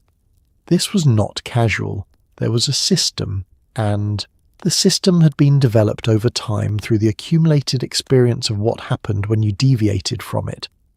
Canned goods went to the pantry, organised by category, soups together, vegetables together, fruit together, because a pantry without organisation was a pantry where you bought a second can of cream of mushroom soup because you couldn't find the first one, and that was a waste of 20 cents and a small private failure of household management. Labels faced forward. This was not vanity. This was inventory control. Produce went to the refrigerator's crisper drawer, or to the counter if it was the kind of thing that kept better at room temperature. Tomatoes on the counter, always, because a refrigerated tomato lost something irreplaceable, and everyone who had made that mistake once did not make it twice. Bananas hung on the banana hook, which was a real object, a small chrome or ceramic hook designed specifically for the suspension of a banana bunch, purchased from the houseware section of the department store and treated as a perfectly ordinary kitchen accessory because it was.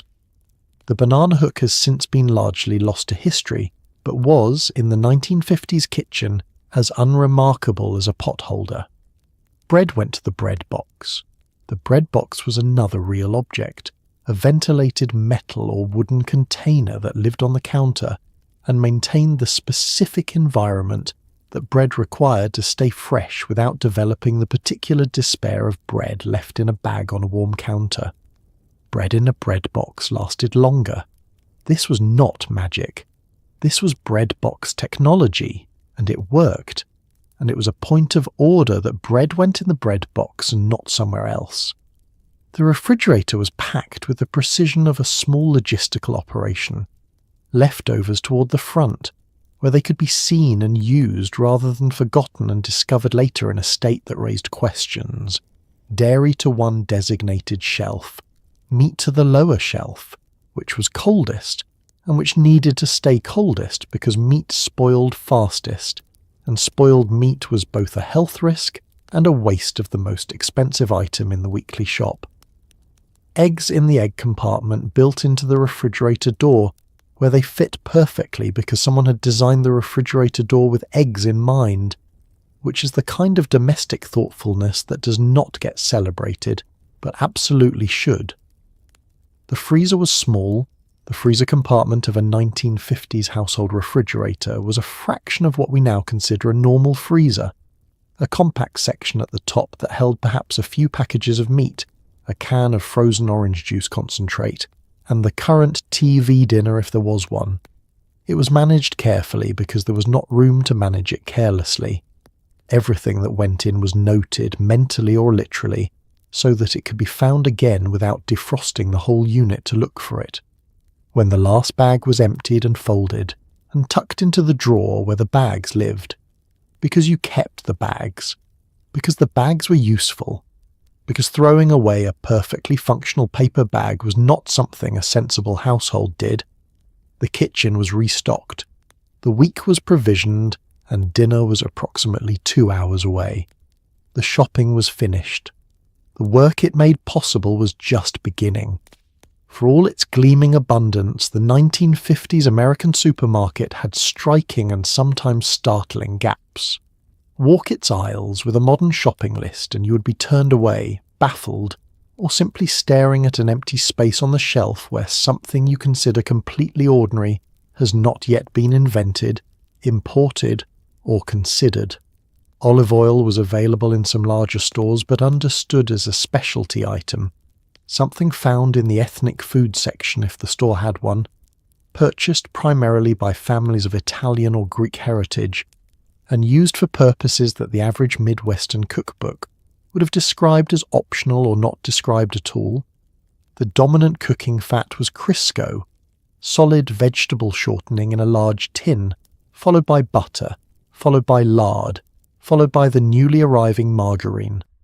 Olive oil was not yet the universal kitchen medium it would become. It was a regional ingredient, an immigrant ingredient, not yet an American one. Garlic was present but treated with suspicion across a meaningful portion of the country. Cookbooks of the era sometimes called for a hint of garlic, or a small amount of garlic powder, if desired, the qualifier doing significant work, acknowledging that some readers might consider garlic a step too far. Fresh garlic was associated with immigrant kitchens, with Southern European cooking, with the kinds of flavours that some corners of American food culture regarded as aggressively foreign. Garlic powder was the compromise, the version of garlic that had been processed into American acceptability, tamed by the same industrial logic that had tamed everything else. Yogurt was barely present. It existed in limited form in health food stores in larger cities, consumed by people who were described in the general culture as health enthusiasts, in a way that carried mild implications of eccentricity. The mainstream supermarket did not carry yogurt. The mainstream supermarket would not carry yogurt for another 15 years or so, and even then it would take considerable further time before yogurt completed its journey from eccentric health food to item purchased in 12 packs. Avocados were a curiosity available in California and in specialty markets in a handful of other large cities. Their role in American cuisine was approximately zero outside of the Southwest. The concept of guacamole as a broadly known and broadly available food was decades away. If you describe to a 1953 housewife in Ohio the prevalence of avocado in the modern American diet, the avocado toast, the avocado in the salad, the avocado in the smoothie, the avocado as a lifestyle signifier, she would have several questions beginning with what an avocado was. The spice aisle was honest about its ambitions. Salt, black pepper, paprika, garlic powder, onion powder, celery salt, dried parsley, dried oregano increasingly, as Italian-American cooking spread from its regional origins into the broader culture. Cinnamon, nutmeg, cloves for baking, chili powder in the Southwest. Beyond this, the spice rack thinned quickly. The extraordinary range of global spices that a modern supermarket carries, the sumac, the smoked paprika, the berber, the gochugaru, was simply absent. Not because the world didn't have them, because the 1950s American supermarket had not yet decided the world was relevant to the question of what went in a spice rack. What the supermarket offered was complete for the cooking it assumed you were doing. The problem was how narrow that assumption was and how confidently it was held. The supermarket was not merely a place of commerce. It was, in a meaningful and often underestimated sense, the town square of the post-war American suburb, the one place where the neighborhood made itself visible in an unplanned, low-stakes, genuinely democratic way. You went to the grocery store and you saw people, not the people you had arranged to see, not the people you had dressed up for or planned a conversation with, but the people who simply also needed groceries on Thursday morning. Your neighbor from 2 streets over, whose name you knew but whose life you didn't, examining the iceberg lettuce with more focus than iceberg lettuce has ever warranted. Your children's teacher, slightly disorienting in civilian clothes, holding a box of cereal that told you something small and unexpected about her private life. The woman from your church whose name you could not reliably remember, but whose face you could have drawn from memory you'd been sitting 6 pews apart every Sunday for 3 years, and you still weren't sure if it was Margaret or Marion, and this was not the moment to find out. The grocery store was where the social life of the neighborhood made itself visible without requiring an occasion. You didn't need a reason to be there. You didn't need to have planned a visit or issued an invitation.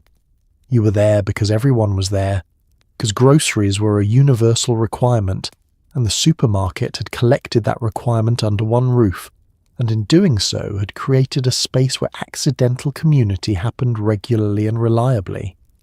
The encounter in the cereal aisle was its own particular social form, unhurried enough to have a real conversation, purposeful enough to end it without awkwardness, bounded by the shared understanding that you were both there to do something and would eventually need to do it.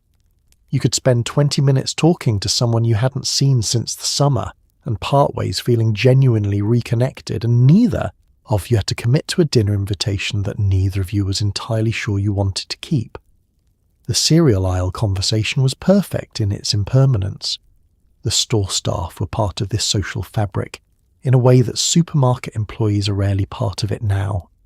The cashier who had checked you out every Thursday for 2 years knew your approximate budget and your approximate family size and the approximate age of your children from watching what you bought. The produce man knew who was cooking for company this weekend from the quality of vegetables being selected. The butcher had opinions about your roasting choices and was not always keeping them to himself. These relationships were minor, commercial, and entirely real. They were the texture of a neighborhood, accumulated in small increments over many transactions. The grocery store was also, depending on your neighborhood, the place where certain social realities made themselves plain. Who you saw, who you didn't see, which aisles felt comfortable and which felt watched. These experiences varied significantly by race and class and neighborhood, in ways that the cheerful advertisements never acknowledged. The social life of the store was a mirror of the social life of the suburb, with all of that suburb's warmth and all of its limitations.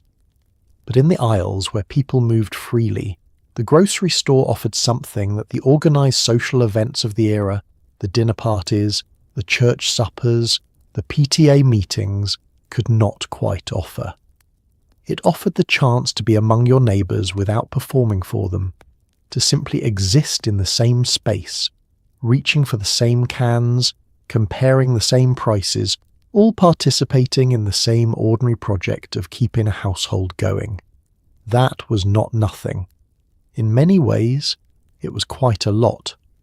The 1950s supermarket advertisements painted a world that was uniformly cheerful, uniformly prosperous, and uniformly white.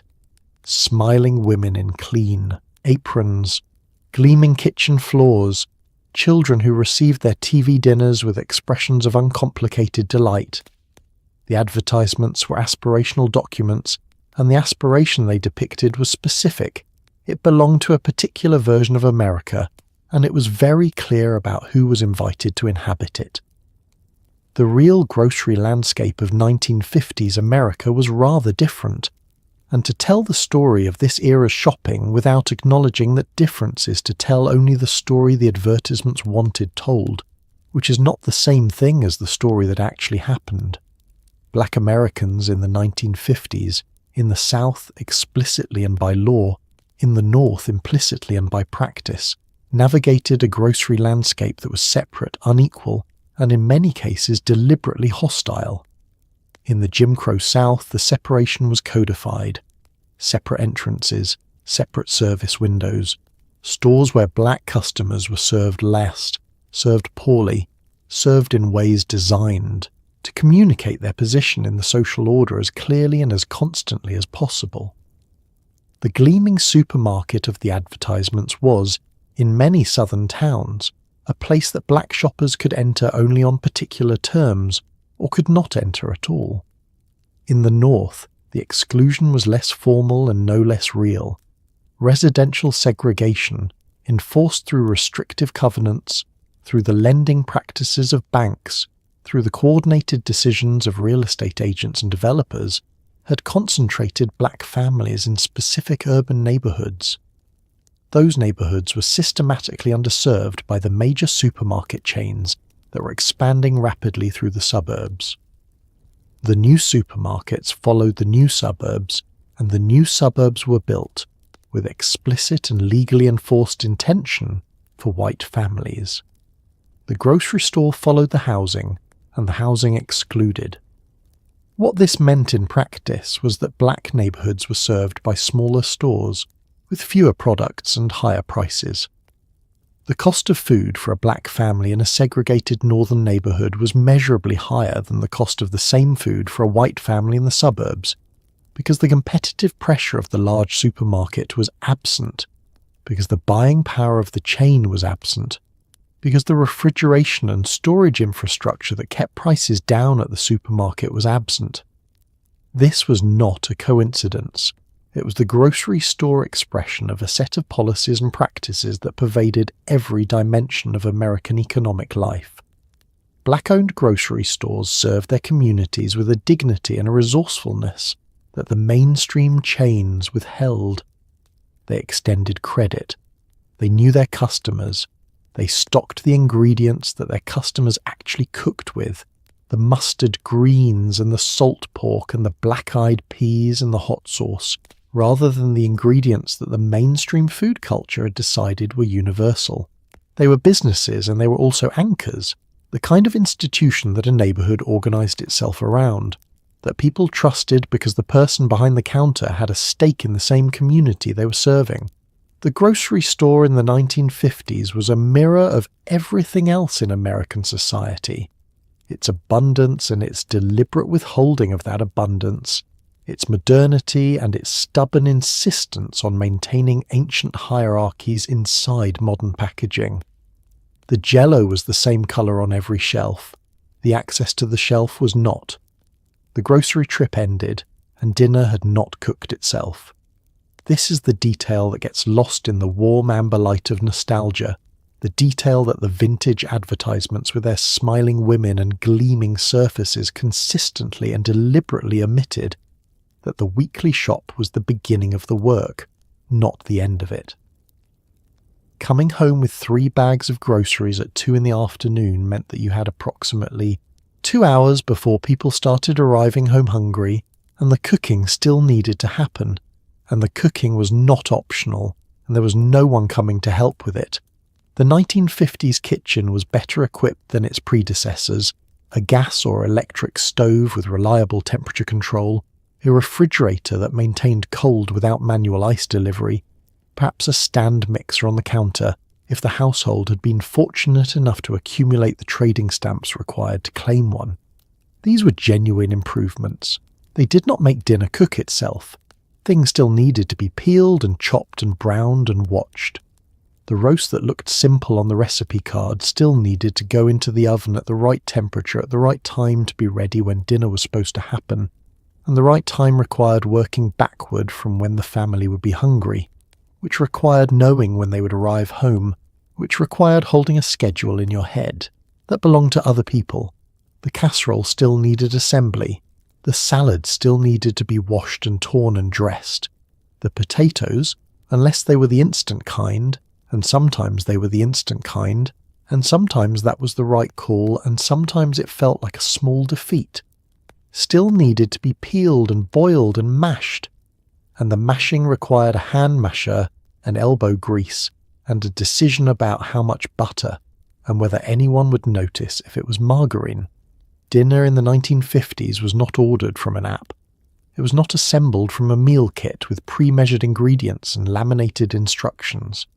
It was not picked up on the way home from somewhere that had already cooked it.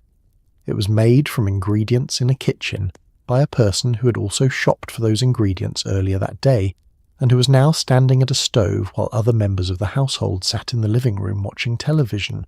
This is not presented as complaint. The women who did this work were not, for the most part, presenting it as complaint either. Or rather, they were not presenting it at all, because the cultural vocabulary for presenting it did not yet exist, and the cultural permission to present it was even further away.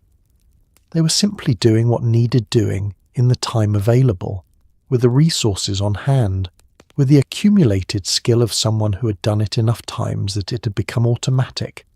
The timing, the temperatures, the order of operations without becoming easy. The shopping cart had been full, the bags had been heavy, the refrigerator was stocked, the pantry was organised, the bread was in the bread box and the eggs were in the egg compartment and the canned goods faced forward on the pantry shelf. Dinner was 40 minutes away. The list for next week was already beginning to assemble itself quietly in the back of her mind, because the list was always beginning, because the household never stopped needing things, because the work was continuous in the specific way that invisible work always is. It ended only long enough to start again. There is a way in which the 1950s supermarket was the American dream made tangible, the post-war promise of prosperity made edible, sellable and stackable on shelves that ran the full length of a building, the size of something that would have seemed extraordinary to a person who had lived through the Depression. The full shelves were not just full shelves, they were evidence that the system had worked, that the sacrifice had been worthwhile, that the country had emerged from 15 years of depression and war into something that looked unmistakably like abundance. A generation that had rationed butter and sugar and meat, that had kept the ration books and made the substitutions and told the children that powdered eggs were just as good, and the children had known this was not true and had not said so, was now standing in a store where butter was available in unlimited quantities at 70 cents a pound, and no one was checking your ration book because there was no ration book, because the war was over, and this was what winning looked like. The supermarket participated in a national mythology that the decade was actively constructing about itself. The idea that America had arrived somewhere, that the long, difficult journey from deprivation to prosperity was complete, that the life being built in the new suburbs with the new cars and the new appliances and the new supermarkets was the destination that history had been moving toward. The full cart was proof of arrival. The brand name soup was proof of arrival. The TV dinner in the freezer case was proof of arrival, because arrival meant having options, and options meant freedom, and freedom was the word the decade used most to describe itself. This was not entirely myth. Compared to what most people in most countries were eating in 1953, compared to post-war Europe still managing scarcity, compared to the Soviet Union's grocery stores which were reliably understocked, compared to the vast portions of the world where the problem of feeding a family was genuinely urgent in ways that had nothing to do with coupon strategy, the American supermarket was a genuine, remarkable achievement of productive capacity and distribution infrastructure. The mythology was built on something real, but the mythology required careful editing. It required not looking at the neighborhoods that the new supermarkets had not followed. It required not examining too closely the budget math of the families for whom the full cart was a source of anxiety rather than satisfaction. It required treating the particular model of the household that the supermarket was designed to serve, the suburban house, the single male income, the woman who shopped and cooked, as universal rather than as one specific arrangement among many possible arrangements, an arrangement that worked for some people and not for others, and was maintained in part by the active exclusion of alternatives. The American dream stocked on a shelf was real, and it was partial, and it was genuinely wondrous, and it was genuinely unequal, and all of these things were true at the same time, which is more or less the situation with American dreams generally. You could push your cart through the aisles and feel the abundance and feel grateful for it, and still understand, if you were paying attention, that not everyone was pushing a cart through the same aisles. The cereal was excellent, though. The cereal, in all its sugared, mascot-festooned glory, was genuinely excellent. If you wanted to understand the 1950s without reading a single history book, you could do considerably worse than reading the grocery lists. The grocery list is a primary document, unself-conscious, unperformed, written for no audience except the person going to the store. It records what a household consumed, what it valued, what it could afford, what it worried running short of. It is the most honest document a household produces because no one writes a grocery list for posterity. A grocery list from 1953 might read milk, butter, eggs, Wonder Bread, ground beef, canned peas, Campbell's cream of mushroom, Crisco, Folgers, Jell-O, sugar, flour, American cheese, bologna, a fryer chicken if it's on sale.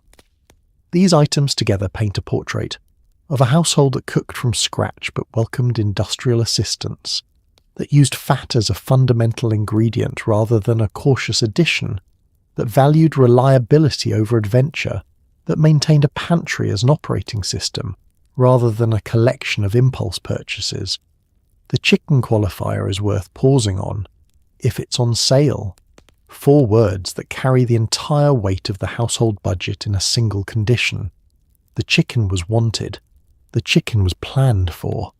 But the chicken was conditional, subject to the price at the store that day, and the person writing the list knew this and wrote it into the list as a note to herself, a reminder that the decision would be made at the store in real time based on what the tag said, and that dinner would adjust accordingly if the price was wrong. Historians who study material culture prize grocery lists for exactly this quality of unguarded honesty. The dinner party menu is aspirational. It shows you what a household wanted to project. The grocery list shows you what the household actually ran on. The casserole was made of the things on the list. The birthday cake was made of the things on the list. The Tuesday dinner and the Sunday roast and the school lunches and the after-school snack all trace back to the list, to the store, to the woman with the pencil at the kitchen table on Wednesday night who was solving the week's food problem in advance, because solving it in advance was the only way it got solved at all. The prices penciled beside, items on surviving grocery lists from the era are their own kind of time capsule. Coffee, 89 cents. Butter, 72 cents. A dozen eggs, 58 cents. Ground beef, per pound, 53 cents. These numbers look small until you remember the paycheck they came out of, and then they look exactly right. Modest. Familiar. The prices of things that people bought every week because they had to, budgeted carefully because they needed to, and considered normal because they were normal. The grocery list also reveals what was absent. No fresh herbs, no specialty cheese, no wine, no avocado, no item that required explanation or instruction. The list describes a cuisine that knew what it was and had decided that was enough, that the goal was competent, reliable, affordable, complete, not exceptional, not adventurous, complete. And in 1953, with the Depression still in living memory, and the war not quite a decade behind, complete was not a low bar. Complete was the whole point. The 1950s supermarket was not a destination. It was a stage in a transformation that the decade itself had launched without fully understanding where it was going, building momentum that would carry the American grocery store into forms that its 1953 architects could not have predicted and might not have recognized. The stores were already growing by the end of the decade, and the growth was accelerating.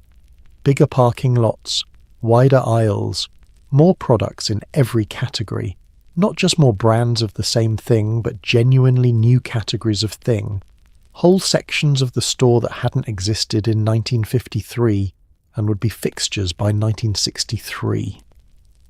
The frozen foods case was expanding from a single row of freezers into an entire zone. Prepared foods were multiplying. The produce section was beginning to receive refrigeration that allowed it to stock things that wouldn't have survived a day in the ambient temperature of the early stores. The health food movement was gathering at the edges, quiet, marginal, regarded with the same mild suspicion as yogurt, but gathering. There were people in 1958 who were reading about nutrition in ways that contradicted what the Campbell's advertisement had implied, who were questioning whether the amount of sugar in a bowl of sugar smacks was a feature or a problem, who were beginning to think about what processed food was and what the processing removed along with the inconvenience. They were not yet a market.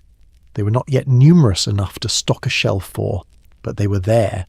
The civil rights movement was in open confrontation with the segregation that defined so many retail spaces and so many residential neighborhoods and so many aspects of American economic life. The freedom rides and the lunch counter sit-ins were also, in their way, about grocery stores, about who had access to the abundance the country was producing, and on what terms. The supermarket's cheerful advertisements were going to have to contend with a country that was insisting on asking the questions the advertisements had been designed to prevent.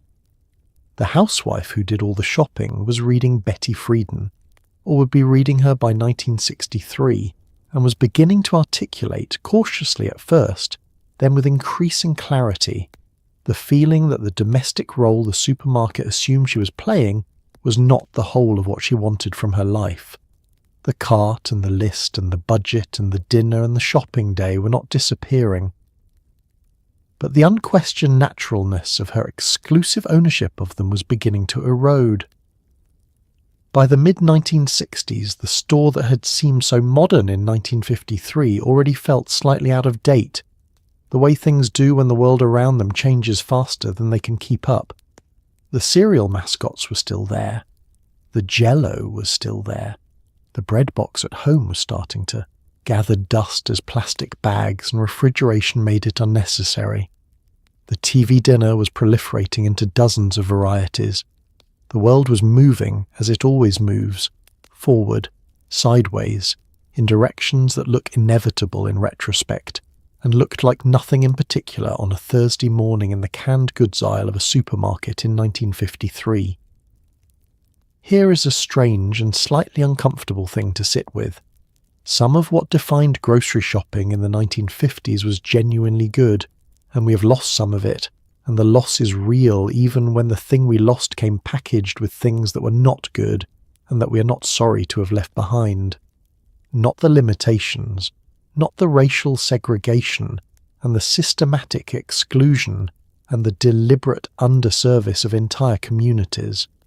Not the relentless, unacknowledged pressure on women to perform a domestic role without recognition or relief. Not the Jell-O with the olives in it. Those things are gone, and good. Riddance and the story of how they went is one of the better stories in American social history. But something else went with them. Something that doesn't have a clean name, but that people who remember it describe with a particular kind of wistfulness that is different from ordinary nostalgia. Not the wistfulness for youth or for simplicity, but the wistfulness for something that was genuinely lost rather than merely superseded. The butcher who knew your name. Not as a data point in a loyalty program, not as a username attached to a purchase history in a database. Your actual name, known because he had said it out loud on 100 Thursday mornings, because your family had been coming to his counter since before your youngest was born, because knowing your name was part of what made him good at his job, and good at his job was something he cared about. The produce man who told you the tomatoes weren't worth buying this week and to come back Thursday, the cashier who asked after your mother without being trained to ask after your mother. These were the relationships that the neighborhood grocer had, and that the supermarket imitated imperfectly, and that the modern grocery experience has largely stopped imitating. The self-checkout machine does not know your name. The app does not tell you the tomatoes are wrong this week. The store is larger and less intimate and designed more precisely and staffed more thinly, and the efficiency gains are real, and the convenience gains are real, and something else is also real. Something that lives in the gap between transaction and relationship, that the 1950s store at its best managed to bridge. There was also the deliberateness. The weekly shop as an event planned for, prepared for, executed with intention. Not the continuous low-grade supply chain management that modern grocery shopping has become. The daily app check, the same-day delivery, the perpetual minor restocking of a kitchen that never quite runs out of anything and never quite feels fully stocked. The 1950s shopper made one trip. She planned for it. She was present for it in a way that the distributed modern grocery experience does not quite ask of anyone. Whether any of this is worth the cost it came at is a question the era itself cannot answer for us. The cost was real, and it was borne by specific people in specific and unequal ways, and romanticising the experience means, at minimum, being honest about who was paying for it and what it was costing them. But the thing that was good was also good, and the people who felt its loss as the supermarket grew larger and more transactional and more perfectly engineered were not wrong about what they were feeling. They were just feeling something real, the way people always feel something real when a place that knew their name becomes a place that doesn't. The last item has been rung up. The bags are in the trunk. The receipt is folded into a pocket or lost already, tucked somewhere between the car seat and the door panel where small things go to become somebody else's problem. The week is stocked. The family will be fed, and somewhere in a house that smells like percolated coffee and something beginning to warm in the oven, a woman in 1953 is putting away the groceries. She's doing it with the quiet efficiency of someone who has done this hundreds of times. She knows where everything goes without looking. The canned goods go to the pantry in their categories, labels forward. The meat goes to the lower shelf of the refrigerator, wrapped in its white butcher paper, labelled in grease pencil in handwriting she's learned to read. The bread goes in the bread box. The eggs go in the egg compartment.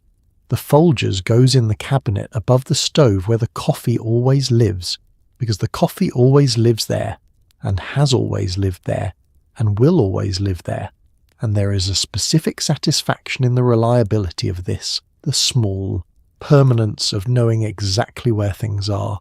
She doesn't know what's coming. She doesn't know that in 20 years the store she shops at will be twice the size and carry 200 kinds of cereal and a section of the store dedicated entirely to foods from countries she has never heard of.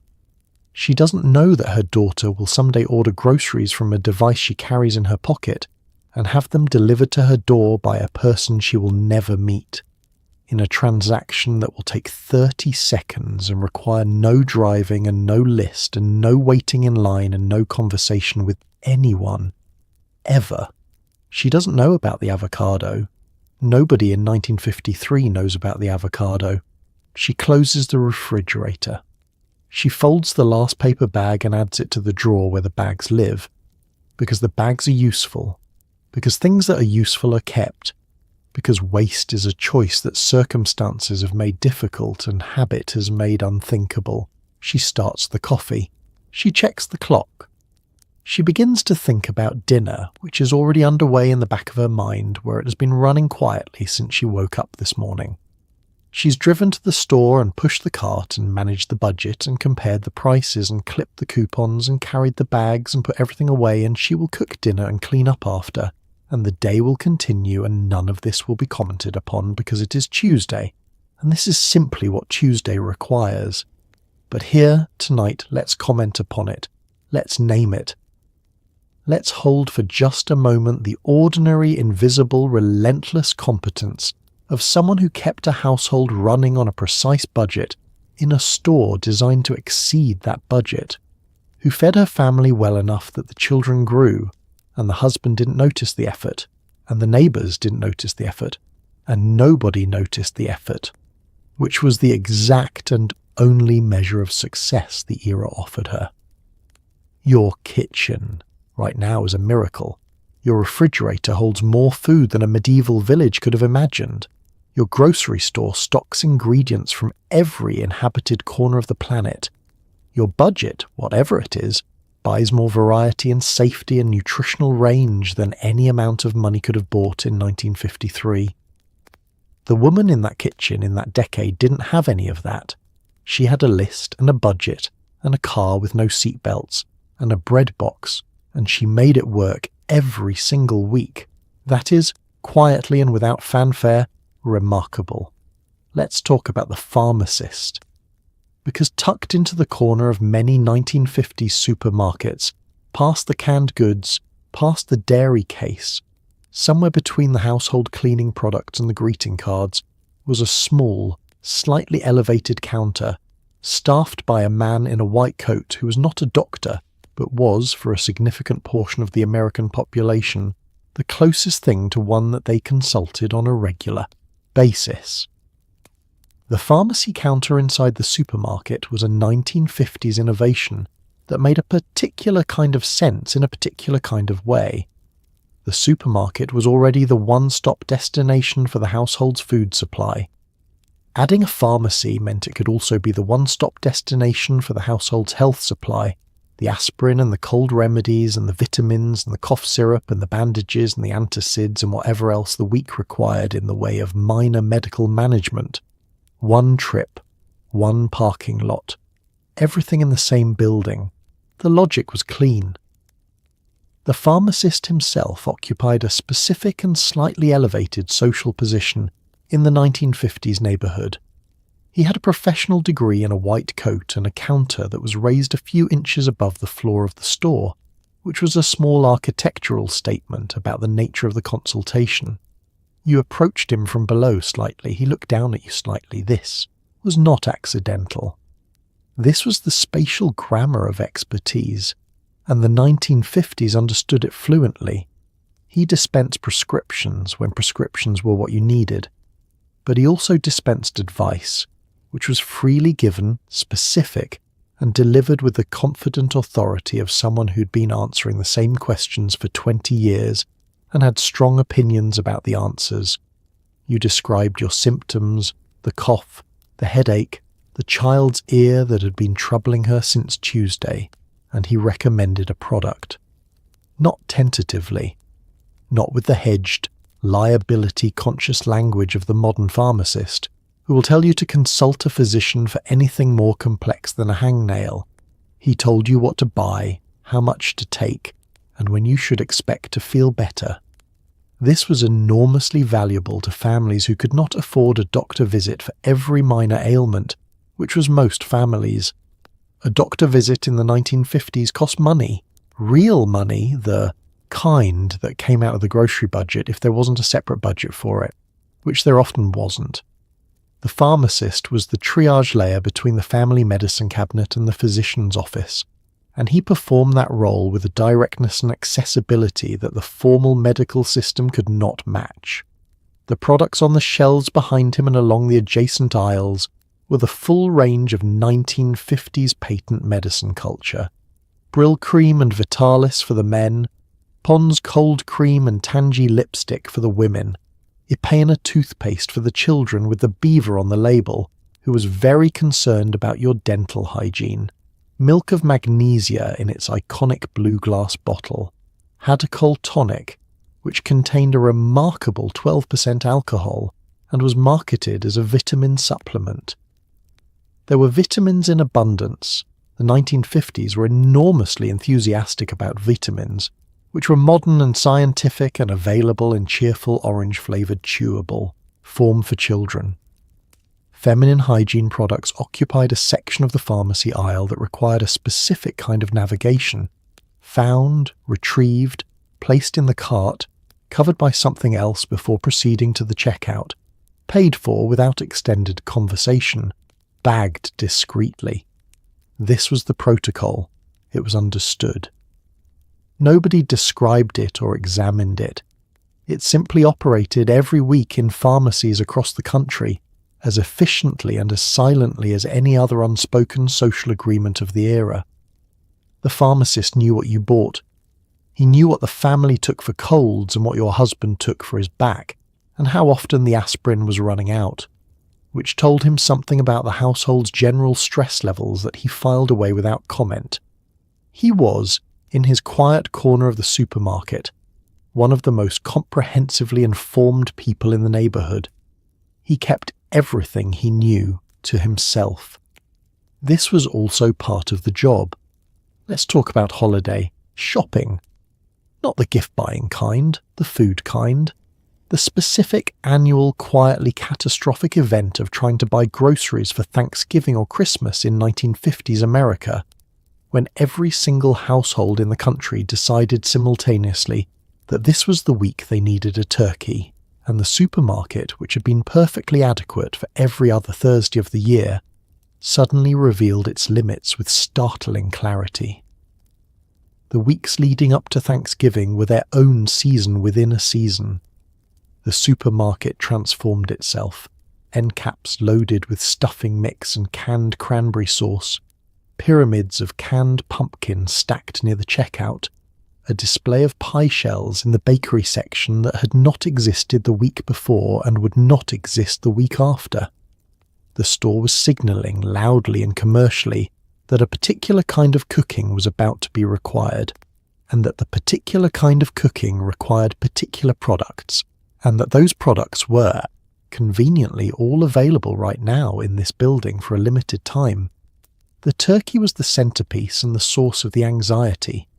In the early 1950s, fresh turkeys were the standard, purchased from a butcher or a farm stand or, in rural areas, possibly raised yourself, which introduced a layer of emotional complication that frozen turkeys neatly eliminated. Frozen turkeys arrived and were adopted with enthusiasm, because a frozen turkey solved the freshness problem and the timing problem simultaneously. You could buy it a week in advance. You could put it in the chest freezer in the garage. You could stop worrying about availability. Except that frozen turkeys needed to thaw, and the instructions for thawing were interpreted loosely by a significant portion of the American population, and the results of thawing a 20-pound turkey incorrectly were the kind of results that did not announce themselves until the turkey was already in the oven and the guests were already in the living room. The 1950s. Thanksgiving dinner produced by a partially thawed turkey, cooked at the wrong temperature for the wrong amount of time, was a specific kind of disaster. Technically edible in the way that a lot of technically edible things are technically edible, which is to say, you eat it, you don't call it good, and you don't bring it up again until someone else brings it up at Christmas. The shopping trip in the week before Thanksgiving was a contact sport. The store was crowded in ways it was not crowded on ordinary Thursdays. Women who had never made eye contact in the produce section were now standing side by side at the canned pumpkin display with an expression of focused intensity, because the canned pumpkin situation was uncertain and the pie was not optional. The celery was going fast. The onions were fine. The butter, always the butter, was moving at an alarming rate, and the store had not ordered enough of it, and the shelf was showing gaps by Wednesday afternoon. A Thanksgiving without enough butter was a problem that no amount of margarine was going to solve, and everybody in the store understood this without needing to say so. Christmas brought its own grocery theatre. The ham versus the roast beef debate, conducted internally and with great seriousness. The fruitcake purchased not because anyone particularly wanted fruitcake, but because fruitcake had been present at Christmas for long enough that its absence would require explanation. The eggnog in the dairy case, available only for 6 weeks a year, consumed with a seasonal enthusiasm that would have been difficult to justify for any other beverage combining eggs, cream, sugar, and nutmeg in those particular proportions. The holidays made visible something that the ordinary weekly shop kept invisible. How much of the culture's identity was organised around food? How much the table was the event rather than just its setting? How much the grocery store was the starting point for things that mattered enormously to people? Every year, without fail, more butter than anyone had remembered to buy, every single year. Let's talk about what happened when children came along. Because children came along, especially in the 1950s when the average family had 3 or 4 of them, and the grocery trip was a weekly necessity and childcare was not something you arranged. It was something you were, continuously, in addition to everything else you were managing at the same time. A child in a 1950s supermarket was a variable, and variables complicate logistics. You arrived at the store with a list and a budget and an intention of moving through the aisles with efficient purpose, and you arrived also with a 4-year-old who had spotted the cereal aisle from the parking lot and had been waiting since the produce section to make his case for the box with the prize inside. The cart helped, up to a point. The fold-down seat at the front of the shopping cart was designed for exactly this situation. The small child who needed to be contained without being excluded, who could be strapped in facing forward and kept occupied by the passing scenery of the store while the shopping happened around them. This worked reliably for children under approximately 3 years old. After 3, the child had opinions about the scenery and the full respiratory capacity to express them. The cereal aisle was the battlefield. Both sides understood this going in. The mother had her route through it mapped, had her specific cereal or 2 already on the list, and had every intention of collecting them and moving on without lingering. The child had been watching the Saturday morning television advertisements for this specific aisle since January. The child knew exactly which box contained the decoder ring. The child had intelligence and preparation and nothing but time on their hands. The negotiation that followed was one of the recurring small dramas of 1950s domestic life, a careful calibration of parental authority against the reality that the cereal box was 43 cents. The decoder ring would buy 45 minutes of peace, and the walk back to the car was happening regardless of outcome. Some mothers held firm every time on principle, because holding firm on cereal established a precedent that paid dividends in larger negotiations later. Some mothers bought the cereal because 43 cents was 43 cents, and the principle could survive one Tuesday. Both strategies were entirely reasonable.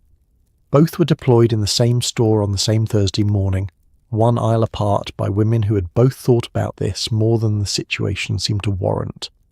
The candy display near the checkout was positioned there deliberately, as we have already established, at exactly child hand height, within easy reach of a child who had been patient for 40 minutes and was now standing at the finish line of the shopping trip next to a tower of Tootsie Rolls that were a nickel each.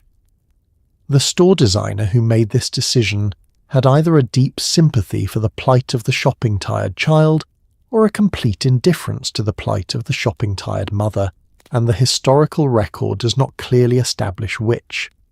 Children also served as small, unreliable assistants on the shopping trip, sent to retrieve items from lower shelves, asked to hold things that needed holding, occasionally trusted with reading the list aloud, a role that functioned well when the child could read and considerably less well when the child was interpreting the list with creative latitude. A child sent to get the soup returned with whichever can had the most compelling label art, which was not always the soup on the list, and was on at least one recorded occasion a can of dog food, which raised questions that nobody in the household had been prepared to answer. The children who made those weekly trips, with their mothers in the 1950s, grew up, had their own families, and found themselves in the cereal aisle again, this time on the other side of the negotiation. They knew every move the child was making. They had invented most of those moves. They bought the cereal anyway, because 43 cents was still 43 cents, and some lessons take a generation to fully appreciate, and some don't take at all. So tonight you have walked the aisles of 1950s America. You have pushed the cart with its rattling wheels past the canned goods and the frozen foods and the cereal boxes, with their enormous, cheerful mascots staring straight at you. You have stood at the butcher counter and the deli counter and negotiated the produce section with your bare hands and your best judgment. You have clipped the coupons and managed the budget and licked the trading stamps and waited for the mechanical cash register to deliver its verdict in loud, clacking numbers. You have survived. The cereal aisle with a 4-year-old. That last one, frankly, deserves its own medal. These were ordinary people living ordinary weeks. There was nothing dramatic about Tuesday's ground beef, or Thursday's canned peas, or the Jell-O mould setting overnight in the refrigerator for the company that was coming Saturday. And yet there was something in it, in the sheer, sustained effort of feeding a family carefully and completely, week after week, on a budget that asked you to be precise, that deserves more than the soft-focused nostalgia the era usually receives. The women who pushed those carts were doing something real. They were keeping households running on mathematics they performed in their heads, in their sleep, at the kitchen table on Wednesday nights with a stubby pencil and a list that had to be right. They were making decisions, hundreds of small, consequential decisions every single week, that the culture around them refused to call decisions, refused to call work, refused to call skill. It just called it Tuesday. And the neighbourhood grocer who stayed open when the supermarket was closed, who extended credit when the month ran short, who knew your family by name and by what they ate, he was holding something together too. Something that didn't have a line item in any ledger, but that neighbourhoods felt when it was gone, and couldn't quite explain why the absence felt like more than just inconvenience. Even the children, standing in the cereal aisle with their decoder ring ambitions and their Saturday morning television education, they were learning something. They were learning that food was a negotiation, that abundance had a price, that some things on the list were certain and some things were conditional, and the difference mattered, and that the person who kept track of the difference was usually the one pushing the cart. History is not always war and politics and the decisions of powerful people in important rooms. Sometimes it is a woman in a cardigan, in a parking lot in 1953, loading paper bags into the trunk of a two-tone Buick, reorganizing the bread so it sits on top, checking that the eggs survived the journey, and starting the car for the drive home. That was history too. Quiet, unglamorous, indispensable history. The kind that fed everyone. So tonight, as you drift towards sleep in your warm house with your full refrigerator and your grocery app, and your complete indifference to the seasonal availability of avocados, maybe say a quiet thank you. To the women who made the list and drove the car and managed the budget and put dinner on the table, without ever being asked if they found it interesting. To the butcher who learned your name. To the neighbourhood grocer who kept the lights on one more year. To the child who ate the bologna sandwich every single day without complaint, and grew up and made their own list and went to the same store and did it all again. Because the 1950s were imperfect and unequal and strange in ways that took decades to fully understand. But the people in them were stubborn and resourceful and quietly extraordinary in the ways that ordinary people always are when the week requires it. The bread box is empty now. The trading stamps are gone. The grease pencil handwriting on the white butcher paper has long since faded. But somebody fed everybody, every single week, and that was enough to build a world on. Good night.